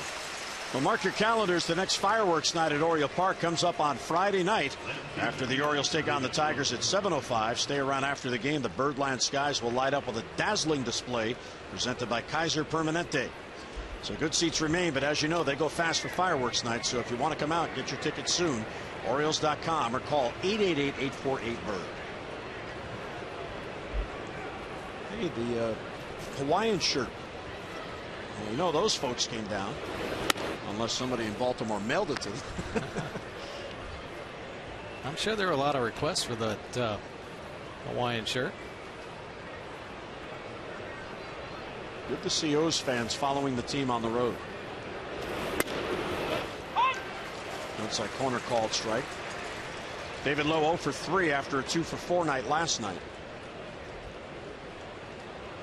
He was given the start after his good game last night, even though Matt Moore, lefty, started.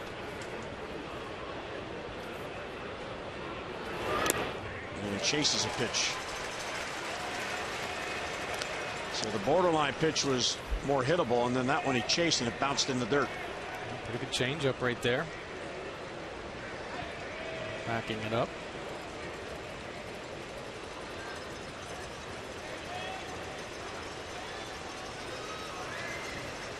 A 1-2 on Lowe, 2 outs and the base is empty.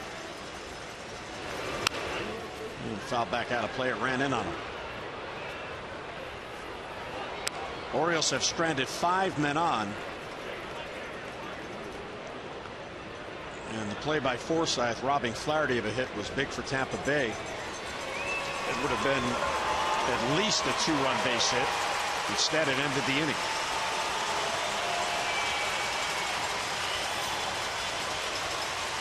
One and 2 on David Lowe. And popped up back of the plate. Casale coming back on it, has a play, and he's got it for the out. So a 3-up, 3-down inning by Alex Colomé. Mid-6, 5-2 O's.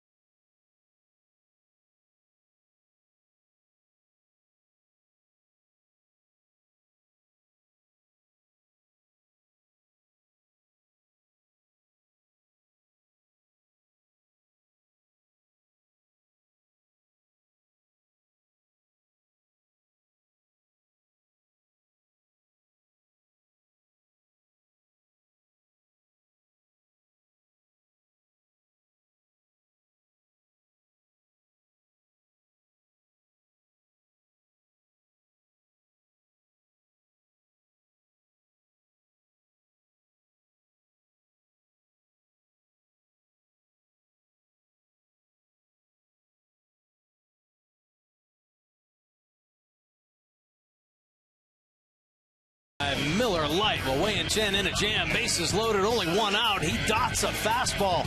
Look at the dangerous Souza Jr. down on strikes. And then the great veteran Longoria goosed into grounding into the 5-3 out. Wei-Yin Chen out of the tough jam. And the Orioles maintain that 5-2 lead going into the bottom of the 6th. So Chen back to work in the 6th. He'll face Logan Forsythe to lead off. Butler and Loney will follow.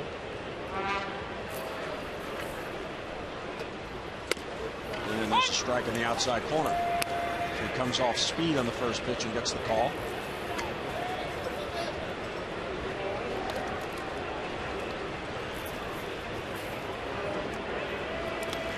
Bounces a breaking ball.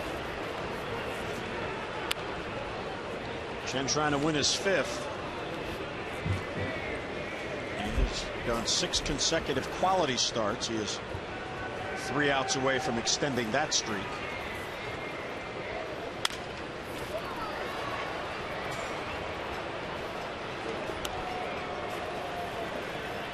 Wei-Yin Chen starting to mix in that off-speed.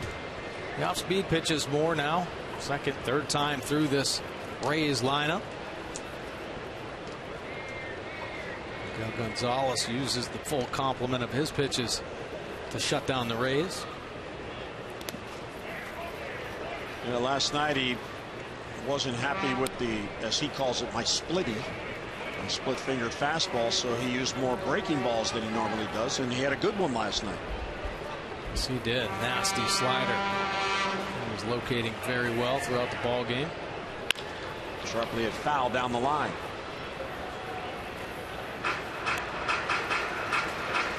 Gosman will pitch tomorrow. He's seen some nice performances to learn from here recently.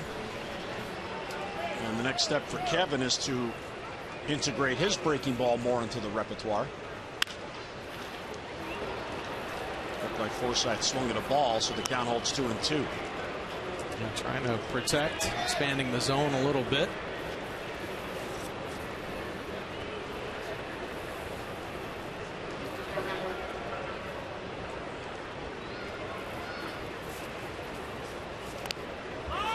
Check swing, and he fouled it off. Oh, does that frustrate a hitter? You recognize it's going to be a ball, you pull your bat back, and the ball follows you, hits the bat. Right.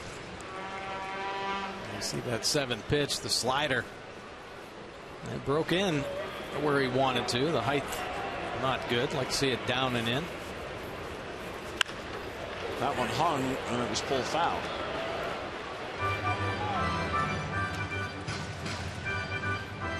Stayed on the plate just a little too long.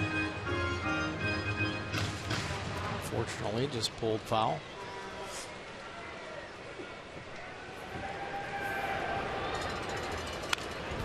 Another foul ball.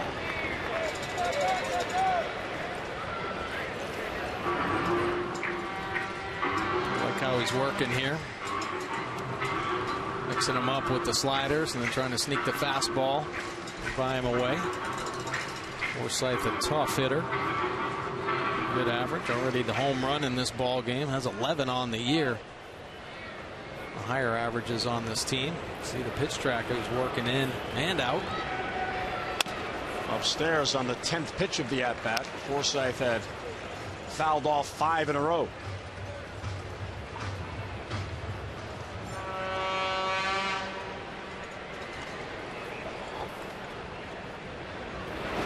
Outside ball 4, and he lost him.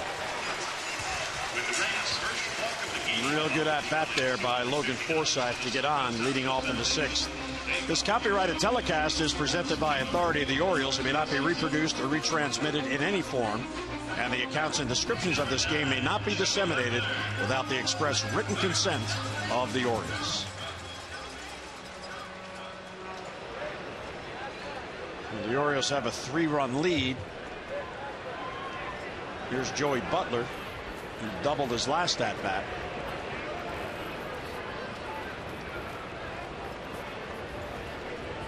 So an 11-pitch walk gets Tommy Hunter back up.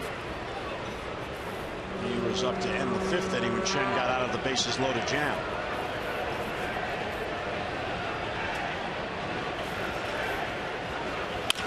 Slow roller towards third. Matty will have one play, and it's at second base, and he gets the lead runner. Wow, what a decision there. It looked like he was in position simply to go to first, but he felt he had a play, and he did. Well, he gets a great read on this ball coming in, but a little slow getting it into the hand, or at least finding a seam. Gets rid of that. You know Jonathan Schoop will try to turn it, but nice to get that lead runner. Keep that double play in order. Jonathan Schoop's ready. He's played with Manny Machado plenty times before. And he's second baseman. Better be alert because Machado can make that very athletic back across the diamond throw. They always complement each other when either makes a play. They gesture back and forth. They critique the throws, even within the inning. Here's Loney, the only lefty up. He'll hit with the O's in a shift. Fouls it back. And I asked Jonathan the other day in New York, all right, who has the better arm? And Jonathan said, well, I do. Everybody knows that. Manny will tell you he does, but I have the better arm. They both very impressive. The power they possess. These smooth arms, very accurate.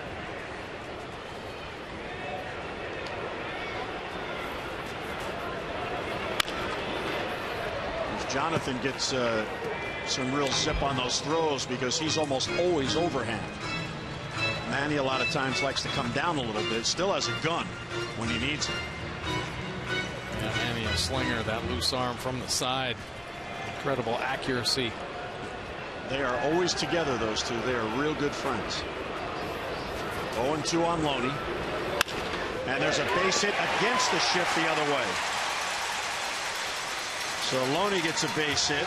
And once again, the Rays can bring the tying run to the plate. Loney hit a bullet at Manny Machado in his last at bat. They're going the other way, picking up a clean single. And here comes Buck Showalter.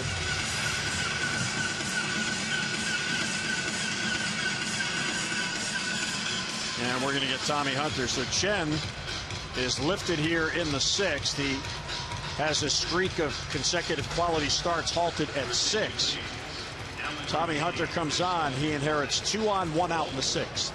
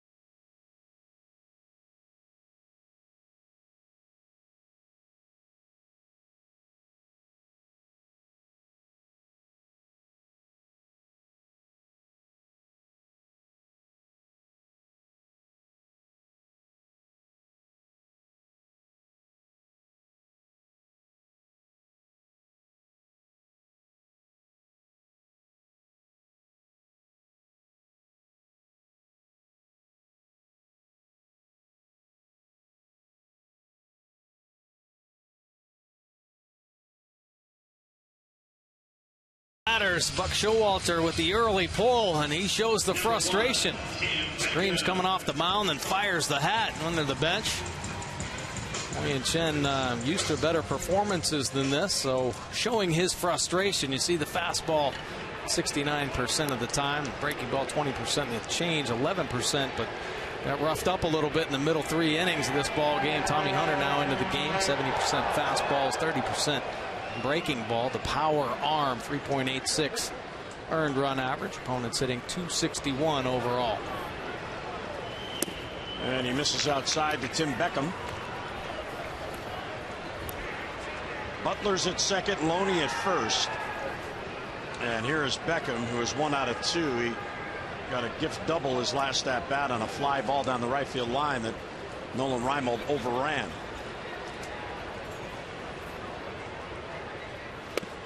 And a good breaking ball to swing and a miss.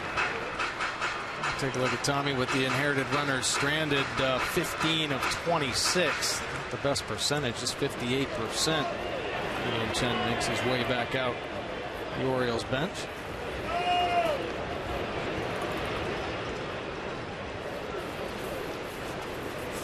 1-1 on Beckham. Ooh, just missed outside. And there's another time Caleb setting up outside, but it looked like he set up for a ball, and Tommy hit the glove, and it was a ball. Just a little off. I mean, you don't want to put it all on the plate. I hope get some calls if received well. Caleb caught it clean, locked it up, just off the edge. Goes back out there with a breaking ball, and he gets the call. Good sliders in this at bat, both for strikes. Slowed that one down to 85. Seen him really get on that slider. He's been throwing it much harder lately. Seen him pop a couple up in the 90s the late break. Tommy's 4th appearance since the All-Star break. He's gone 3 1/3 scoreless innings and has picked up 4 strikeouts. 2-2 on Beckham, 2 on and 1 out. Check swing and a breaking ball gets away. Joseph to second base. The tag, and Loney is out. So trying to advance on a ball in the dirt, and the Orioles get a big out. 2 men down. Oh, huge play here from Caleb Joseph. Ball kicks away. He can sense the runners. He sees them. Has the great peripheral vision. Sees Loney dragging a little behind. He read the nice read at second base by Butler. Had a better shot at Loney, and a nice play by Caleb Joseph. So it's 3-2 on Beckham, and now 2 men down.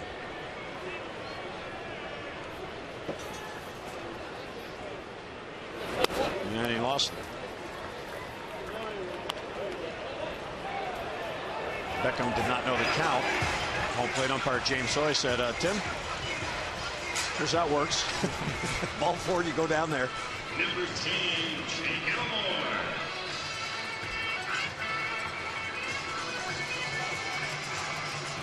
So Tommy walks the first man he faces.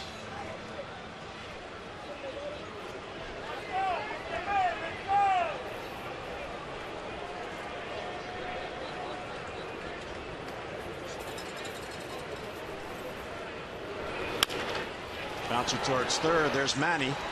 He'll go across the first, and he gets Elmore, and Tommy Hunter gets the Orioles out of a jam. Our Honda do-ups as we go to the 7th. Chen's day is done. Chris Davis, Manny Machado, Adam Jones. The O's look for insurance.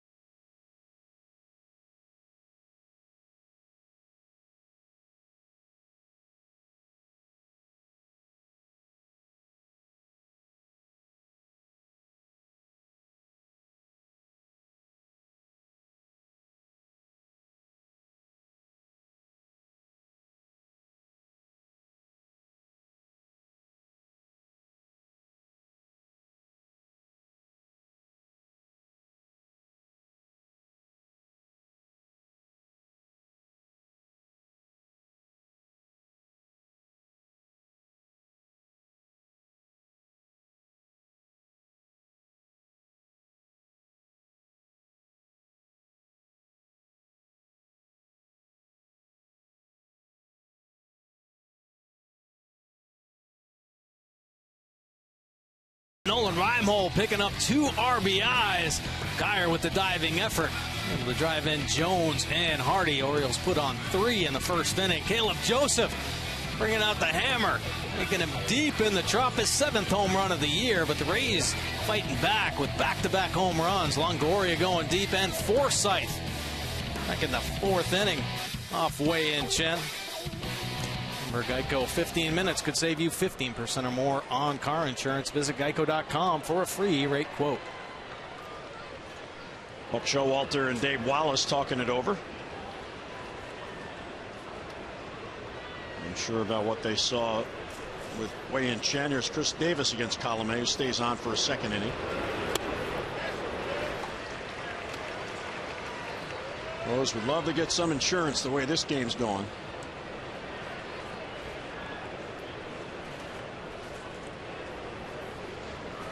Chris 1 out of 2. He's also walked and scored a run. His hitting streak now at 9 straight games. That one bounces in there. 1-1 the count. Brad Brock down there getting loose in the Orioles bullpen.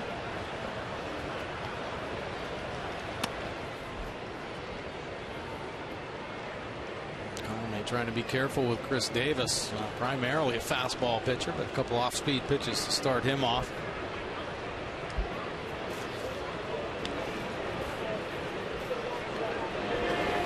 Outside. After today, the Orioles will head home. They have the 7-game homestand, 3 with Atlanta and 4 with Detroit. Then they head out west for a 3-city 9-game road trip. But beginning tomorrow against the Braves, the next 33 games for the Orioles are outside the division. They will not see the AL East again until August 31st, when Tampa Bay comes to Camden Yards. And then it could be a make or break month. Right. They're going to need to play themselves closer into contention over the next 33 games outside the division, with a tough road trip as well. I mean, 9 games out west, it gets tedious because of the time zone difference. You're just not used to it. They also have a day off after the first series in that road trip. After next Sunday's game with the Tigers, they head to Oakland, 3 games there, then a day off, 3 games in Anaheim, 3 games in Seattle. 3-2 is bounced into the shift. That's Beckham, the shortstop, and he'll get Davis for the out. And 1 away. So the trading deadline is Friday, but teams are not waiting. This trade has been rumored, and it's official now. The Royals acquire Johnny Cueto and some cash from the Cincinnati Reds. The Reds get the left-handed pitcher Brandon Finnegan, who was on the postseason roster last year, left-handed pitcher John Lamb, and left-handed pitcher Cody Reed. So Cueto, who could become a free agent, the Reds out of contention, and they get 3 pitching prospects back for Cueto, who likely would have left anyway. Some good lefties in that group that the Reds acquired. And that Reed must be a pretty good pitcher. Manny is 0 for 3 in the game.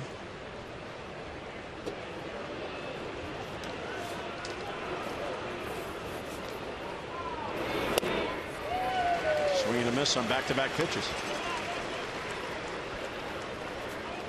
That was a little slider. A little off, 89 miles an hour. Now he does have that natural cut on his fastball, but that's typically up in the mid-90s. So the slider with the late movement.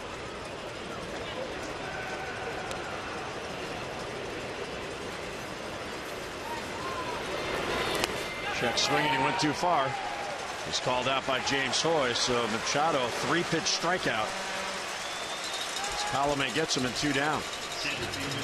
A hard breaking ball, and Manny just gets it going a little too early and can't hold up that bat head. I've seen Manny get out in front like that too often this season. Typically lets the ball travel and reacts to the baseball. Too much body. Here's Adam Jones, 2 for 2. He's also been hit by a pitch, so a perfect day, 3 times on base. He has never had a hit against Colomé. He is 0 for 6. And how about that? They're shifting on Adam. A big shift. Adam can go to the right side. The Rays aren't afraid to pull their infield around on anybody. Now, Chris Davis has been talking about, taking advantage of opportunities, and you see Adam Jones with the hits by direction. Now obviously more to left, but 20 hits to right field. Certainly capable of driving the ball that way.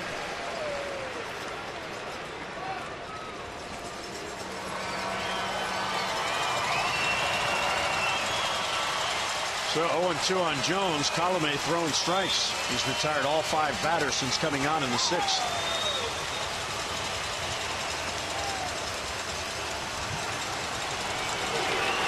And he gets Jones. That was out of the strike zone, and Adam chased it.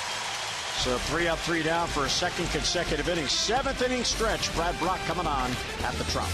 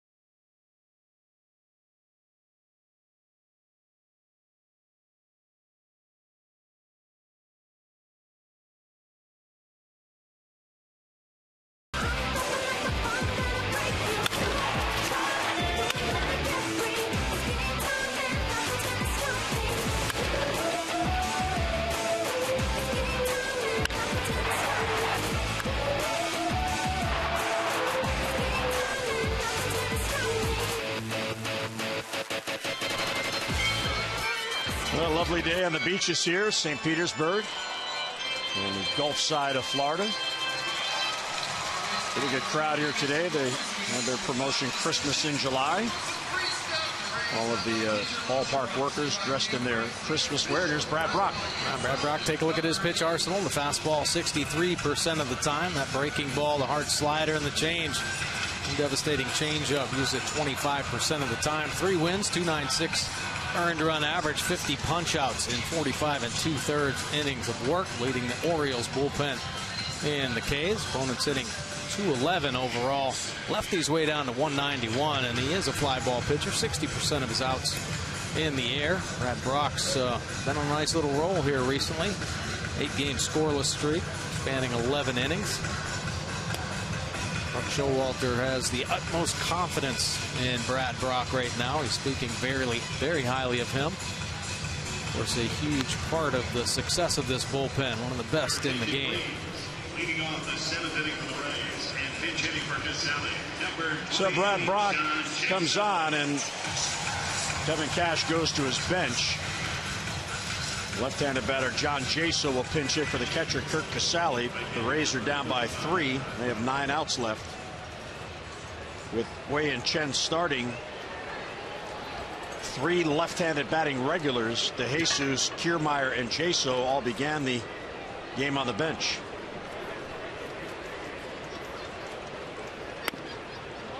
A little bit low, 1-0. Jaso's number is 357 off the right-handers. He's 200 off lefties. Why he didn't make the start today. Jaso just off the disabled list. He's done a nice job. This team picked up a couple hits already in the series. He had the game-tying hit the other night. He drove in the inherited runner, got the hit off O'Day. Jaso's 1 for 2 head-to-head against Brad Brock. Good fastball pop foul out of play.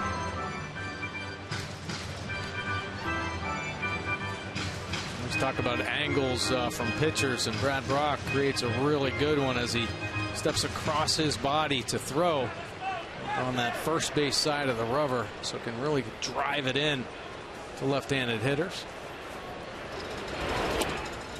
Doesn't chase the changeup. But Showalter was complimentary of Brad Brock in his pregame media session yesterday. He said, you know, you look at the season he's had, very quietly he's been just outstanding, and he's been consistent. Hard hit ball into the shift right there, a scope, and he'll fire to Flaherty to get the out. And one away here in the Tampa Bay 7th inning as Jaso hits into the shift.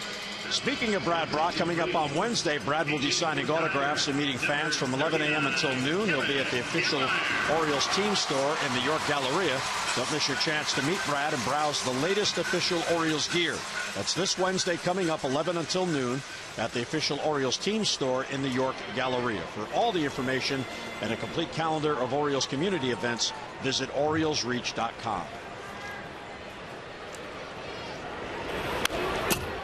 Here's Kiermaier pinch hitting for Brandon Guyer.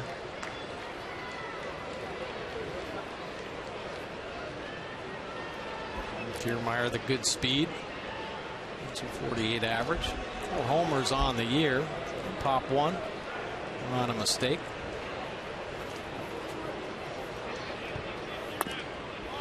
Breaking ball outside, 1-1. Pretty even splits with the lefties and righties. Now when Kiermaier came up, he could not touch a left-handed pitcher, so making the adjustments, starting to get more consistent there. Swept towards first on the changeup. Easy play for Ryan Flaherty, and 2 quick outs here recorded by Brad Brock. As promised earlier in the game, we have selected the Data Strong fan photo of the game. Tweet your strongest fan photo to the hashtag #OsCouchCam, and you just might see yourself at an upcoming broadcast, all brought to you by T-Mobile. Oriole fans. And the camo floppy hat.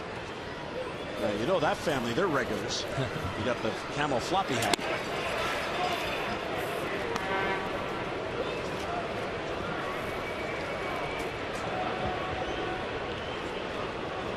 Steven Souza batting with the bases loaded, 1 down in the 5th inning, was called out on a 3-2 pitch. Chen came inside. It was a perfect pitch.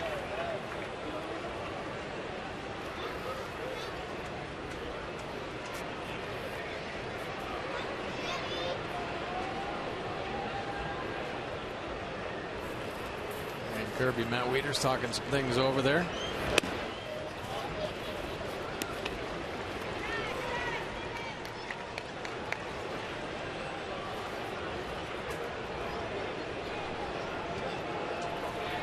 Souza is 0 for 3, couple of strikeouts.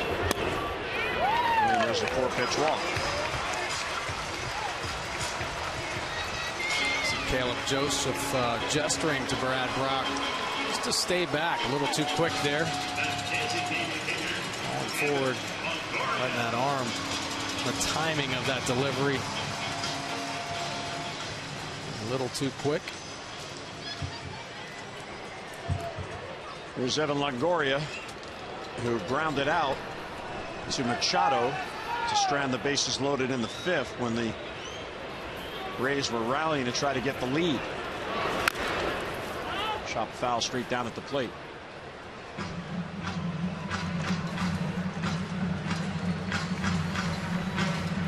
Longoria 1 for 3 with a home run in the 4th inning. That was the first hit and run allowed by Chen. The first 11 hitters Chen faced, he retired them all. No one got on base. The last 13 hitters he faced, 8 got on base. Outstanding off-speed pitch, and it's 0-2. Well, the bottom just drops out of that changeup, and those pitchers with the good changeups have to have the good arm speed and good velocity differential, a great location. Back-to-back changeups right at the bottom of the zone to get ahead of Longoria. In the dirt, and he doesn't chase it.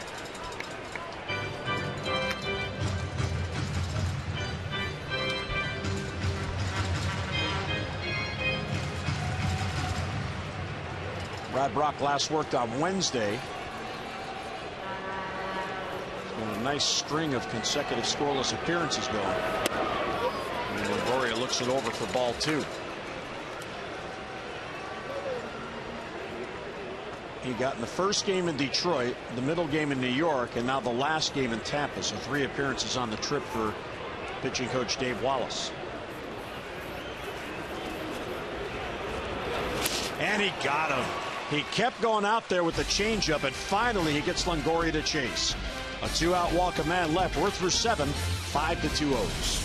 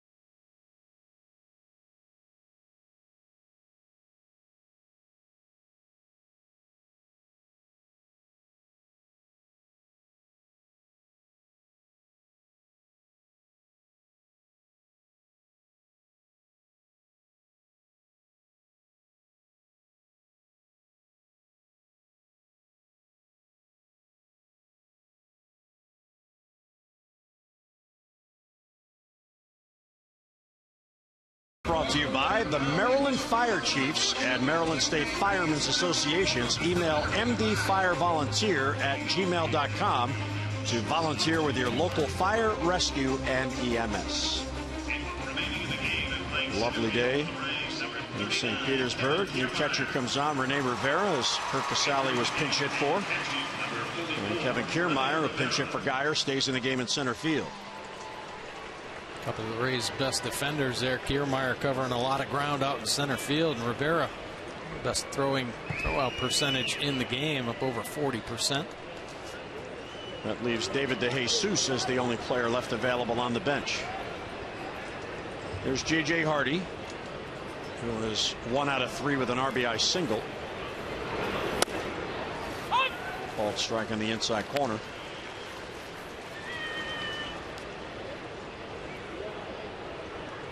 J.J. is 0 for 2 in his brief appearances against Colome.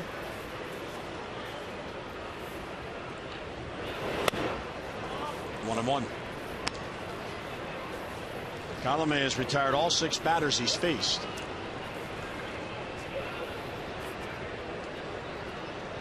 He's had a great slider coming into this game. Inside, good take, 2-1. Now the Rays will stay home after this game. They have the Tigers coming in here. The Tigers are on a road trip through the AL East. They're in Boston, then they come here, and then they come to Baltimore for Thursday night. Center field, Kiermaier on the run, and he gets there. Well, he could cover some ground and one away here in the 8th inning. Well, you can follow the Orioles wherever you are with MLB.com At Bat. It is the #1 app for live baseball. At Bat is up to the moment, at any moment, with in-game highlights, live look-ins, replay reviews, radio broadcasts, StatCast, and more. Get MLB.com At Bat for your smartphone or your tablet. Darren O'Day is getting loose.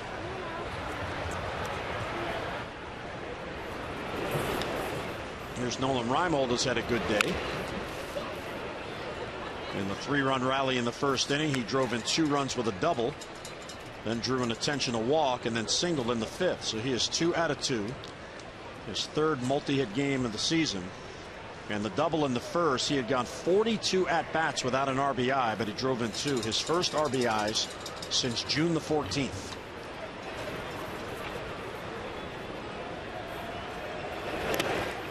And that slider bounces in, 1-1. And Nolan, like Snyder and Lowe, would like more consistent playing time. On days like this, and you're certainly going to find yourself in this Orioles lineup more frequently.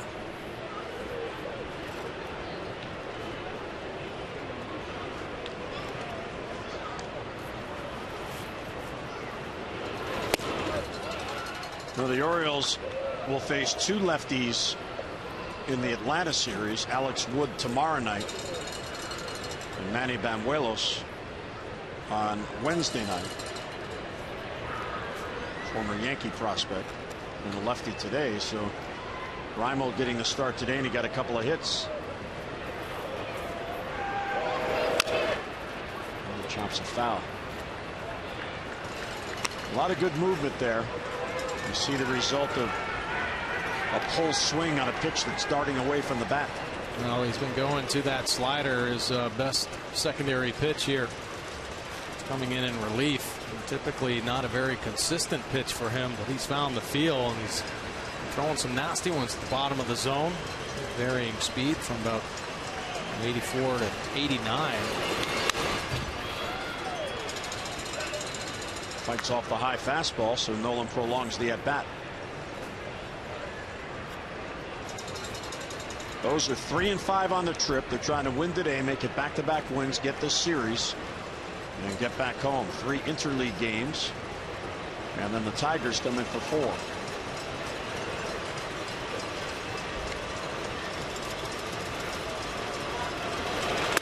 Outside, ball 3. Reimold always had a real good eye, a good on-base percentage. Nice job laying off some borderline pitches here, and this at bat to work it full.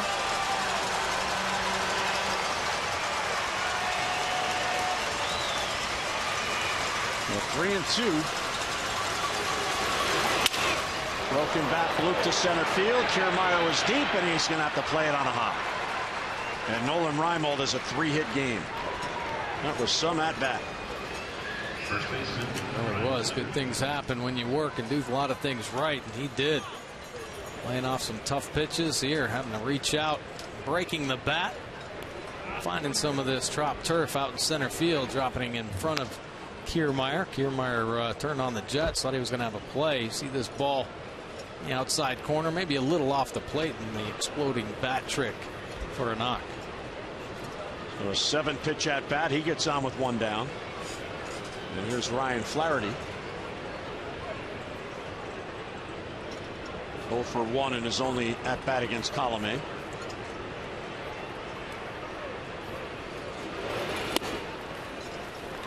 A changeup floated in there and low. Yeah, good change. He's kept that ball down as well. Ryan Flaherty, typically susceptible to those type of pitches, stays back, recognizes, not even flinch.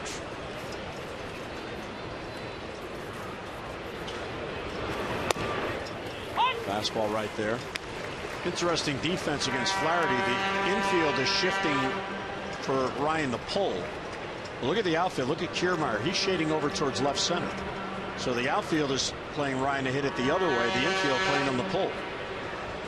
A lot of times you see that hitters typically pull the ball on the ground and it's in the air the other way.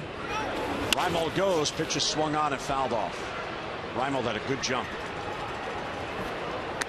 That's good to see too. You talk about this team needing some speed. Manny Machado got base stealer here, but Reimold's got good speed. David Lowe, good speed as well. Take a look at his jump.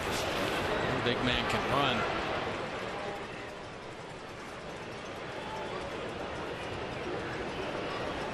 And Flaherty down in the count 1 and 2. There's Manny. He has 14 steals to lead the team.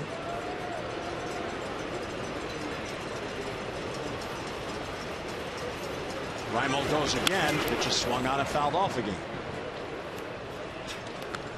Another change up there, but nice to see Flaherty not going out to get it. Just staying back behind the ball. Just a little out in front. Great to see Manny Machado Chuckle down there. Rays have gone 11 straight games without an opponent stealing a base. They haven't allowed a stolen base since July 9th. Gerard Dyson in Kansas City stole a base. Reimold doesn't go, and the pitch is swung on and missed. And Flaherty's down on strikes, 2 away. Fourth strikeout for Colomé. He really sold this one. Good off-speed pitch at the bottom of the zone. Really got his body into it as well. Looked like it was going to be a heater. It's Flaherty out in front. Nasty pitches. The second out. Here's Jonathan Schoop, an infield hit on a check swing against the shift in the 4th inning, and that was big because he got on ahead of Joseph, who then homered.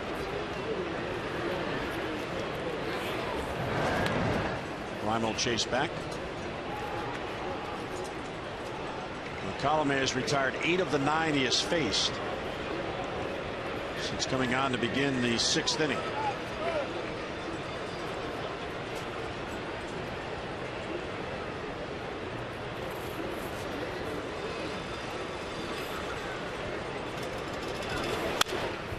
Now back 0-1. Even with the young hitter Jonathan Schoop, not a huge sample size. See Darren O'Day, Orioles bullpen. Tampa Rays defense, big shift on. 2 outs, sensing that Schoop's going to want to do some damage, so pull the whole infield over and leave Schoop that whole side of the right field possibly attack, but it'd be nice if he could just fillet one over there. Great opportunity. Put some pressure on this team and give Nolan Reimold a chance to get on to third base.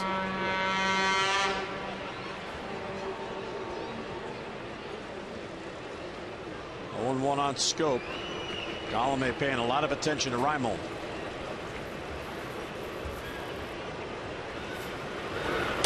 Outside, 1-1.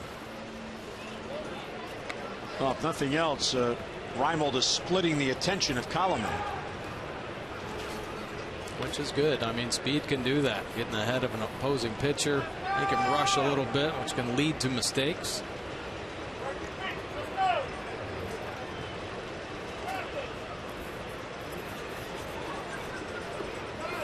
Ball on a strike on Schoop, 2 down. Inside, good take.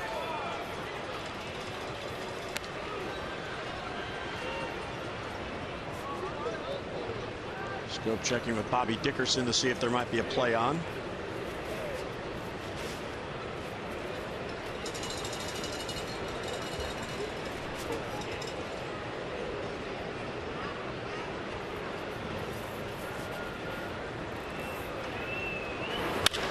Line drive towards right center field. That ball's going to get down, and it's going to get back almost all the way to the wall. Reimold will be held at third. Schoop will scamper back to first. He ran through the stop sign. And now they got Reimold in a rundown, and he's tagged out. Reimold ran through the stop sign. Dickerson had the arms up, told him to stop, and that's how the inning ends. Well, this is pretty frustrating here for the Orioles offense as Bobby Dickerson both hands up. Nolan Reimold just rayed through. Yeah, you get a ticket for that. That's the third out.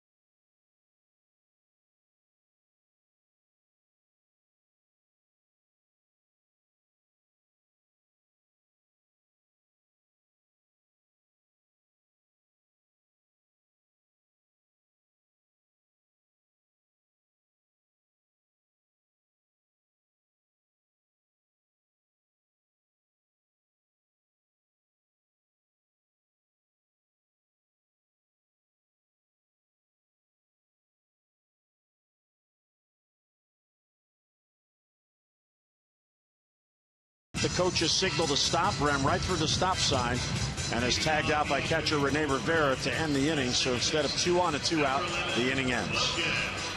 Darren O'Day now into the ball game.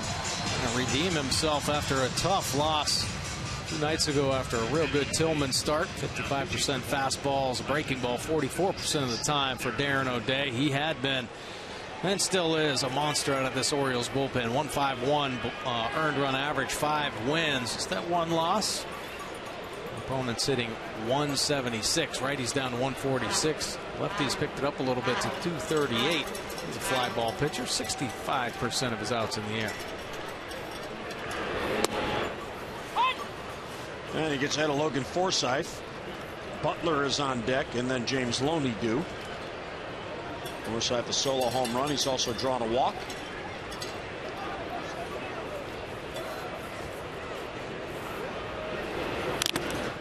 Foul off the shin guard of Caleb.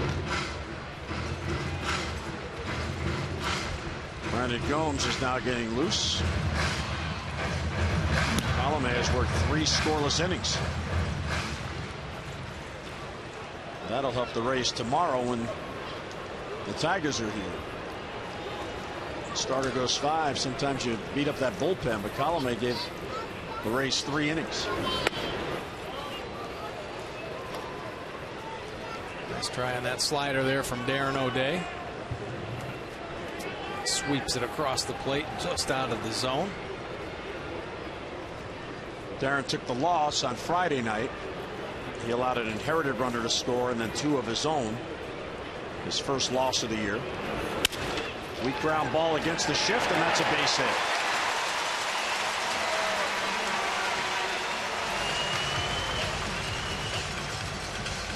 That's a little frustrating for Darren O'Day. Nice pitch there. Forsythe knows how to handle the bat.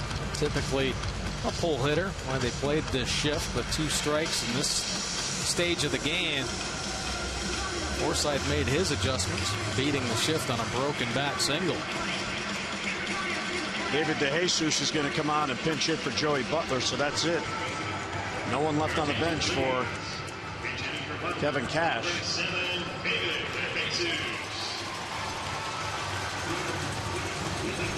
Yeah, the defensive swing by Forsythe, they're playing the shift, but the pitch was outside. So just protecting, he had no choice but to hit it that way, and because of the way the Orioles were shifted, he benefits from the base hit. DeJesus started in left field the first 2 games in this series.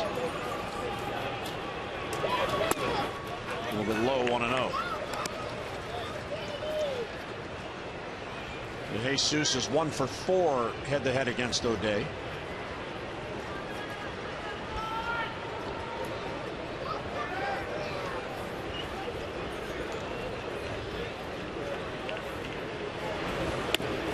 And there's a called strike. Great break there on that slider from O'Day, just missing the fastball, the pitch before. They're an unbelievable command of that slider. Backdoors it to the left-handed hitters. Ride it inside as well.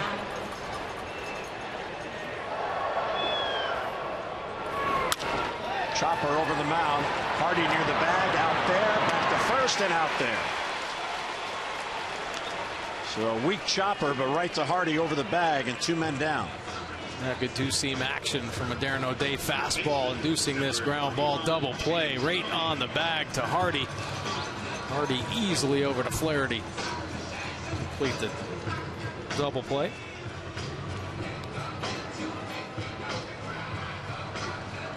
Here's James Loney.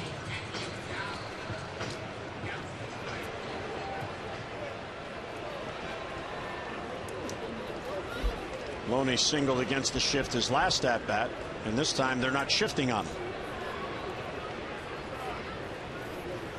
So there's an adjustment made by the Orioles defense.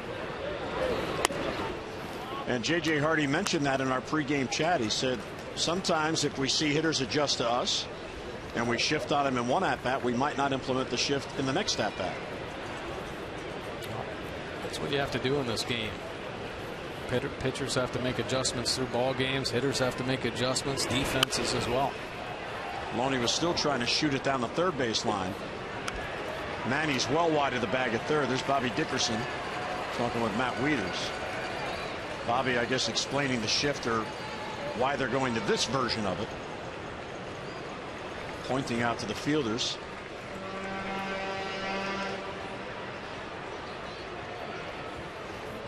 Two outs and none on. We're in the bottom of the 8th. Lifted to left field. A long run for David Lowe, and he's not going to get there, and it's a base hit. Loney is trying for 2. Here's the throw. He is out at second base. For a second time in this game, James Loney runs into an out. And that benefits the O's. Great throw here from David Lowe, the 28th outfield assist for this Orioles outfield. Beautiful play.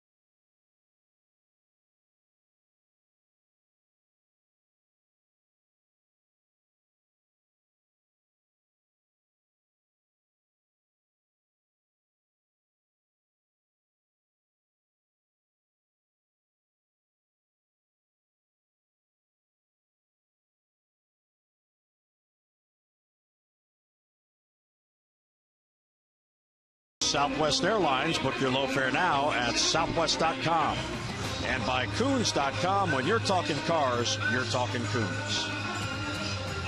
The Rays in their tank in center field. Fans stop by and check him out. Here's Brandon Gomes to pitch the 9th. Yeah, take a look at his pitch arsenal. The fastball 43% of the time, works it in the low 90s. A breaking ball, slider, and a curveball on the change. The split finger.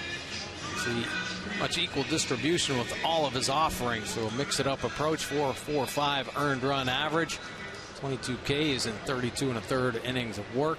Opponents hitting 266 overall. Righties up to 294. Lefties down to 232, and he is a fly ball pitcher. 63% of his outs in the air. David DeJesus stays in the game in left field. There's Caleb Joseph leading off, and it's in there for a strike. 0-1. Caleb 1 out of 3. With a big 2-run home run in the 4th inning.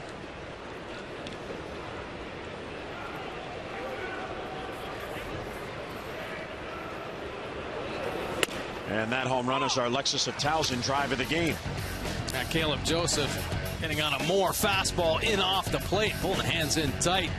Deep drive left field here in the Trop. Drive of the game brought to you by Lexus of Towson, the area's #1 volume Lexus dealer, 5 years running. See why at lexusoftowson.com. A swing and a miss. Play will have to be made at first. Rivera gets it, so Caleb strikes out, 1 away. That's 9 strikeouts today for Rays pitchers. Just 1 more, and everyone wins 3 6-inch subs from Subway, courtesy of King's Furniture. For the Rays in the bottom of the 9th, trailing by 3 at the moment. Beckham, Elmore, and Rivera, the lower third of the lineup, due up. Here's David Lowe, who is 0 for 4. They picked up an outfield assist, getting James Loney at second base to end the bottom of the 8th.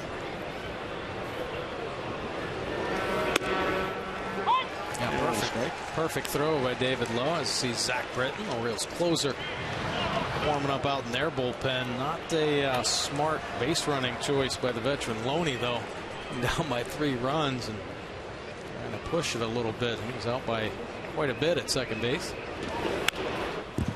Well, he has run into 2 outs in this game.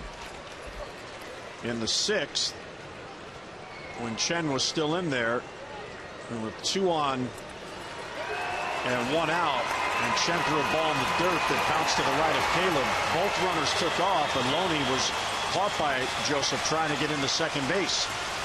And that was a big second out in that inning, and it short-circuited the rally. And a strikeout. So back-to-back Ks by Brandon Gomes. Well, he gets Caleb Joseph on the slider, but here the change with the late fade at the bottom of the zone, 83 miles an hour. It's David Lowe out in front and over the top.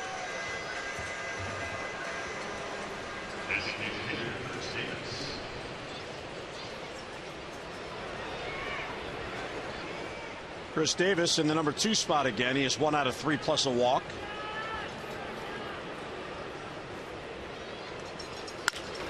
High fly ball, a mile high into that roof. The Jesus follows it all the way. He's got it. And the Orioles go 3 up, 3 down. We are 3 Zack Britton outs away from an Orioles win.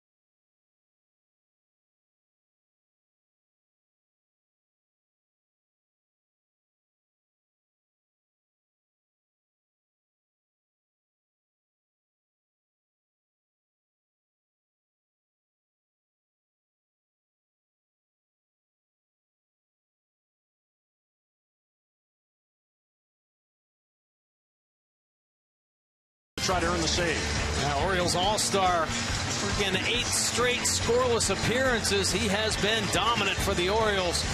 And the great young closers in the game. Fastball has been exceptional. Power pitch for Zack Britton 91% of the time. Breaking ball, he'll flip it in there on occasion, 9% of the time, but it is the fastball that works for Britton. 24 saves in his 25 opportunities, 163 earned run average, has picked up a win, 43 punchouts, just 8 walks on the year, holding opponents down to a 207 batting average. To the lefties, just 108. Take a look at that ground ball percentage, 78% of his outs on the ground. Here's Tim Beckham leading off. And a swing and a miss at the good fastball. Now, Zach worked last Saturday in Detroit, picked up a save in the middle game of that 3-game series. And then Buck got him in the 8th inning Thursday in New York, a game the Orioles lost. He needed an inning of work, and he pitched a scoreless inning. He did get up momentarily last night, but then was not used. Foul straight back, and it's 0-2 on Beckham. So Zach looking for save number 25. Beckham is 0 for 2 against Britton in their head-to-heads. Now, the only time Britton shows signs of getting in trouble is when he starts to elevate his pitches. That fastball starts to flatten out a little bit. Still holds the good velocity, and you got to do a lot of good things right to get to a Britton fastball. But when it's down in the zone, he gets as good a late movement as you'll see in the game. Very hard to square him up. So many hitters at the top of the baseball. That's why you get that high ground ball percentage.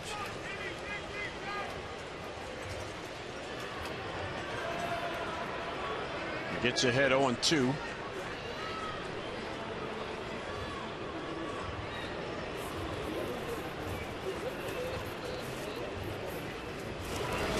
And he got him on a breaking ball. Caleb will play it to first, and there's the first out in the 9th inning. Now, if you're a hitter, you got to say that's not fair.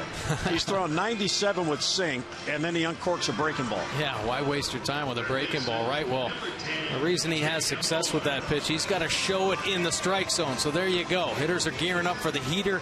If it starts like it's on the plate, you're going to get a swing and miss. There it buries itself down and in, but Beckham already committed to the heater.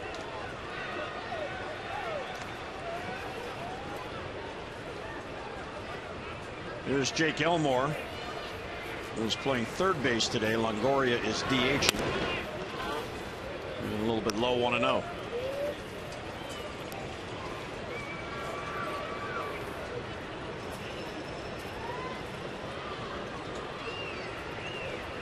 Elmore, 28 out of Alabama.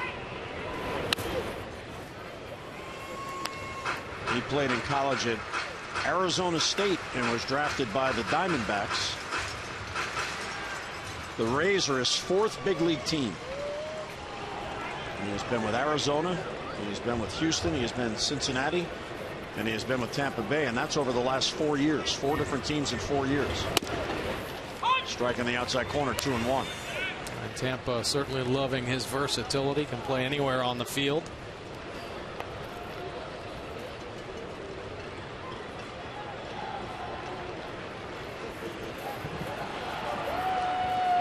Two balls and a strike.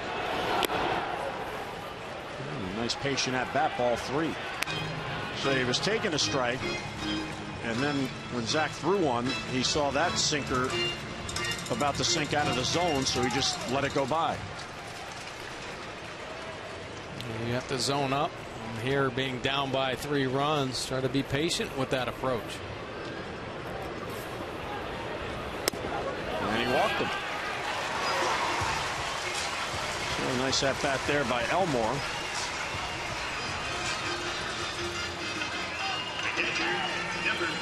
And that'll get Rene Rivera up for his first at bat. Kurt Casale began the day catching. He was 0 for 2. John Jaso pinch hit for Casale in the 7th and grounded out. So here's Rivera, who is the regular catcher but did not start today against Wei-Yin Chen. So the 176 batting average. Casale hit a home run yesterday, so maybe riding the hot bat for the catcher. So Rivera takes a strike, and it's Britton getting ahead 0-1.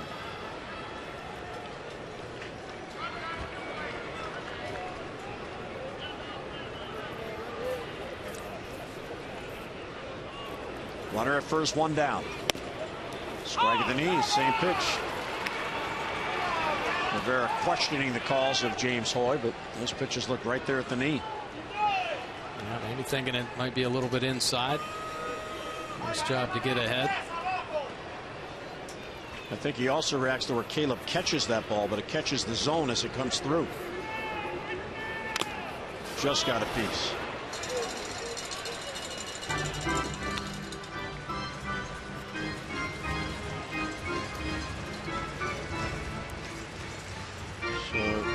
Britton has a strikeout and a walk. Rays are having trouble barreling up his pitches. Tampa Bay has lost 7 of its last 8 series, and they're 2 outs away from losing this one. And he got him. Rivera down on strikes, 2 away. He just blew it by him. Yeah, that is nasty. I think Britton surprises a lot of hitters. He short arms, ball comes out of the back of his head and just explodes. With a late movement, 97 miles an hour, so many hitters have to gear up, and you see many chases down and out of the zone.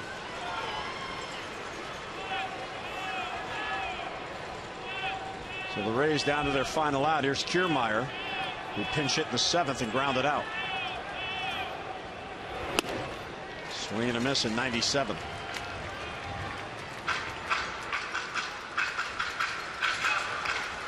Well, to get on a winning streak, you got to win the first one. The O's did that last night. They snapped their 4-game skid. Now an out away from making it back-to-back wins, heading home for a 7-game homestand where they have played well. The Orioles are 27-18 at Camden Yards.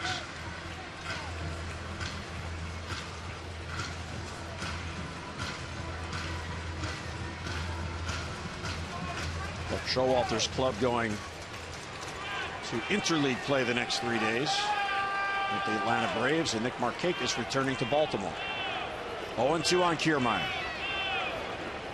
Struck him out, and the ball game is over. And after a tough loss on Friday night, the Orioles bounce back.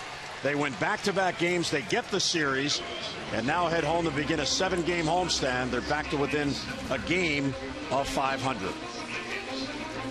Well, we hope you can join us tomorrow as the O's are back home. The Atlanta Braves come in. Kevin Gausman will be on the mound against Alex Wood. That's game 1 of the 3-game series. Our coverage on MASN begins at 6:30 with O's Extra presented by Southwest, and then game coverage at 7 o'clock. And now for Mike Bordick and our entire crew, Jim Hunter saying so long from Tropicana Field, where the Orioles win at 5-2 over the Rays. Today's telecast, a MASN presentation. The happy recap, O's Extra presented by PNC, comes your way right now. Let's send you back to Baltimore and join Tom and Rick.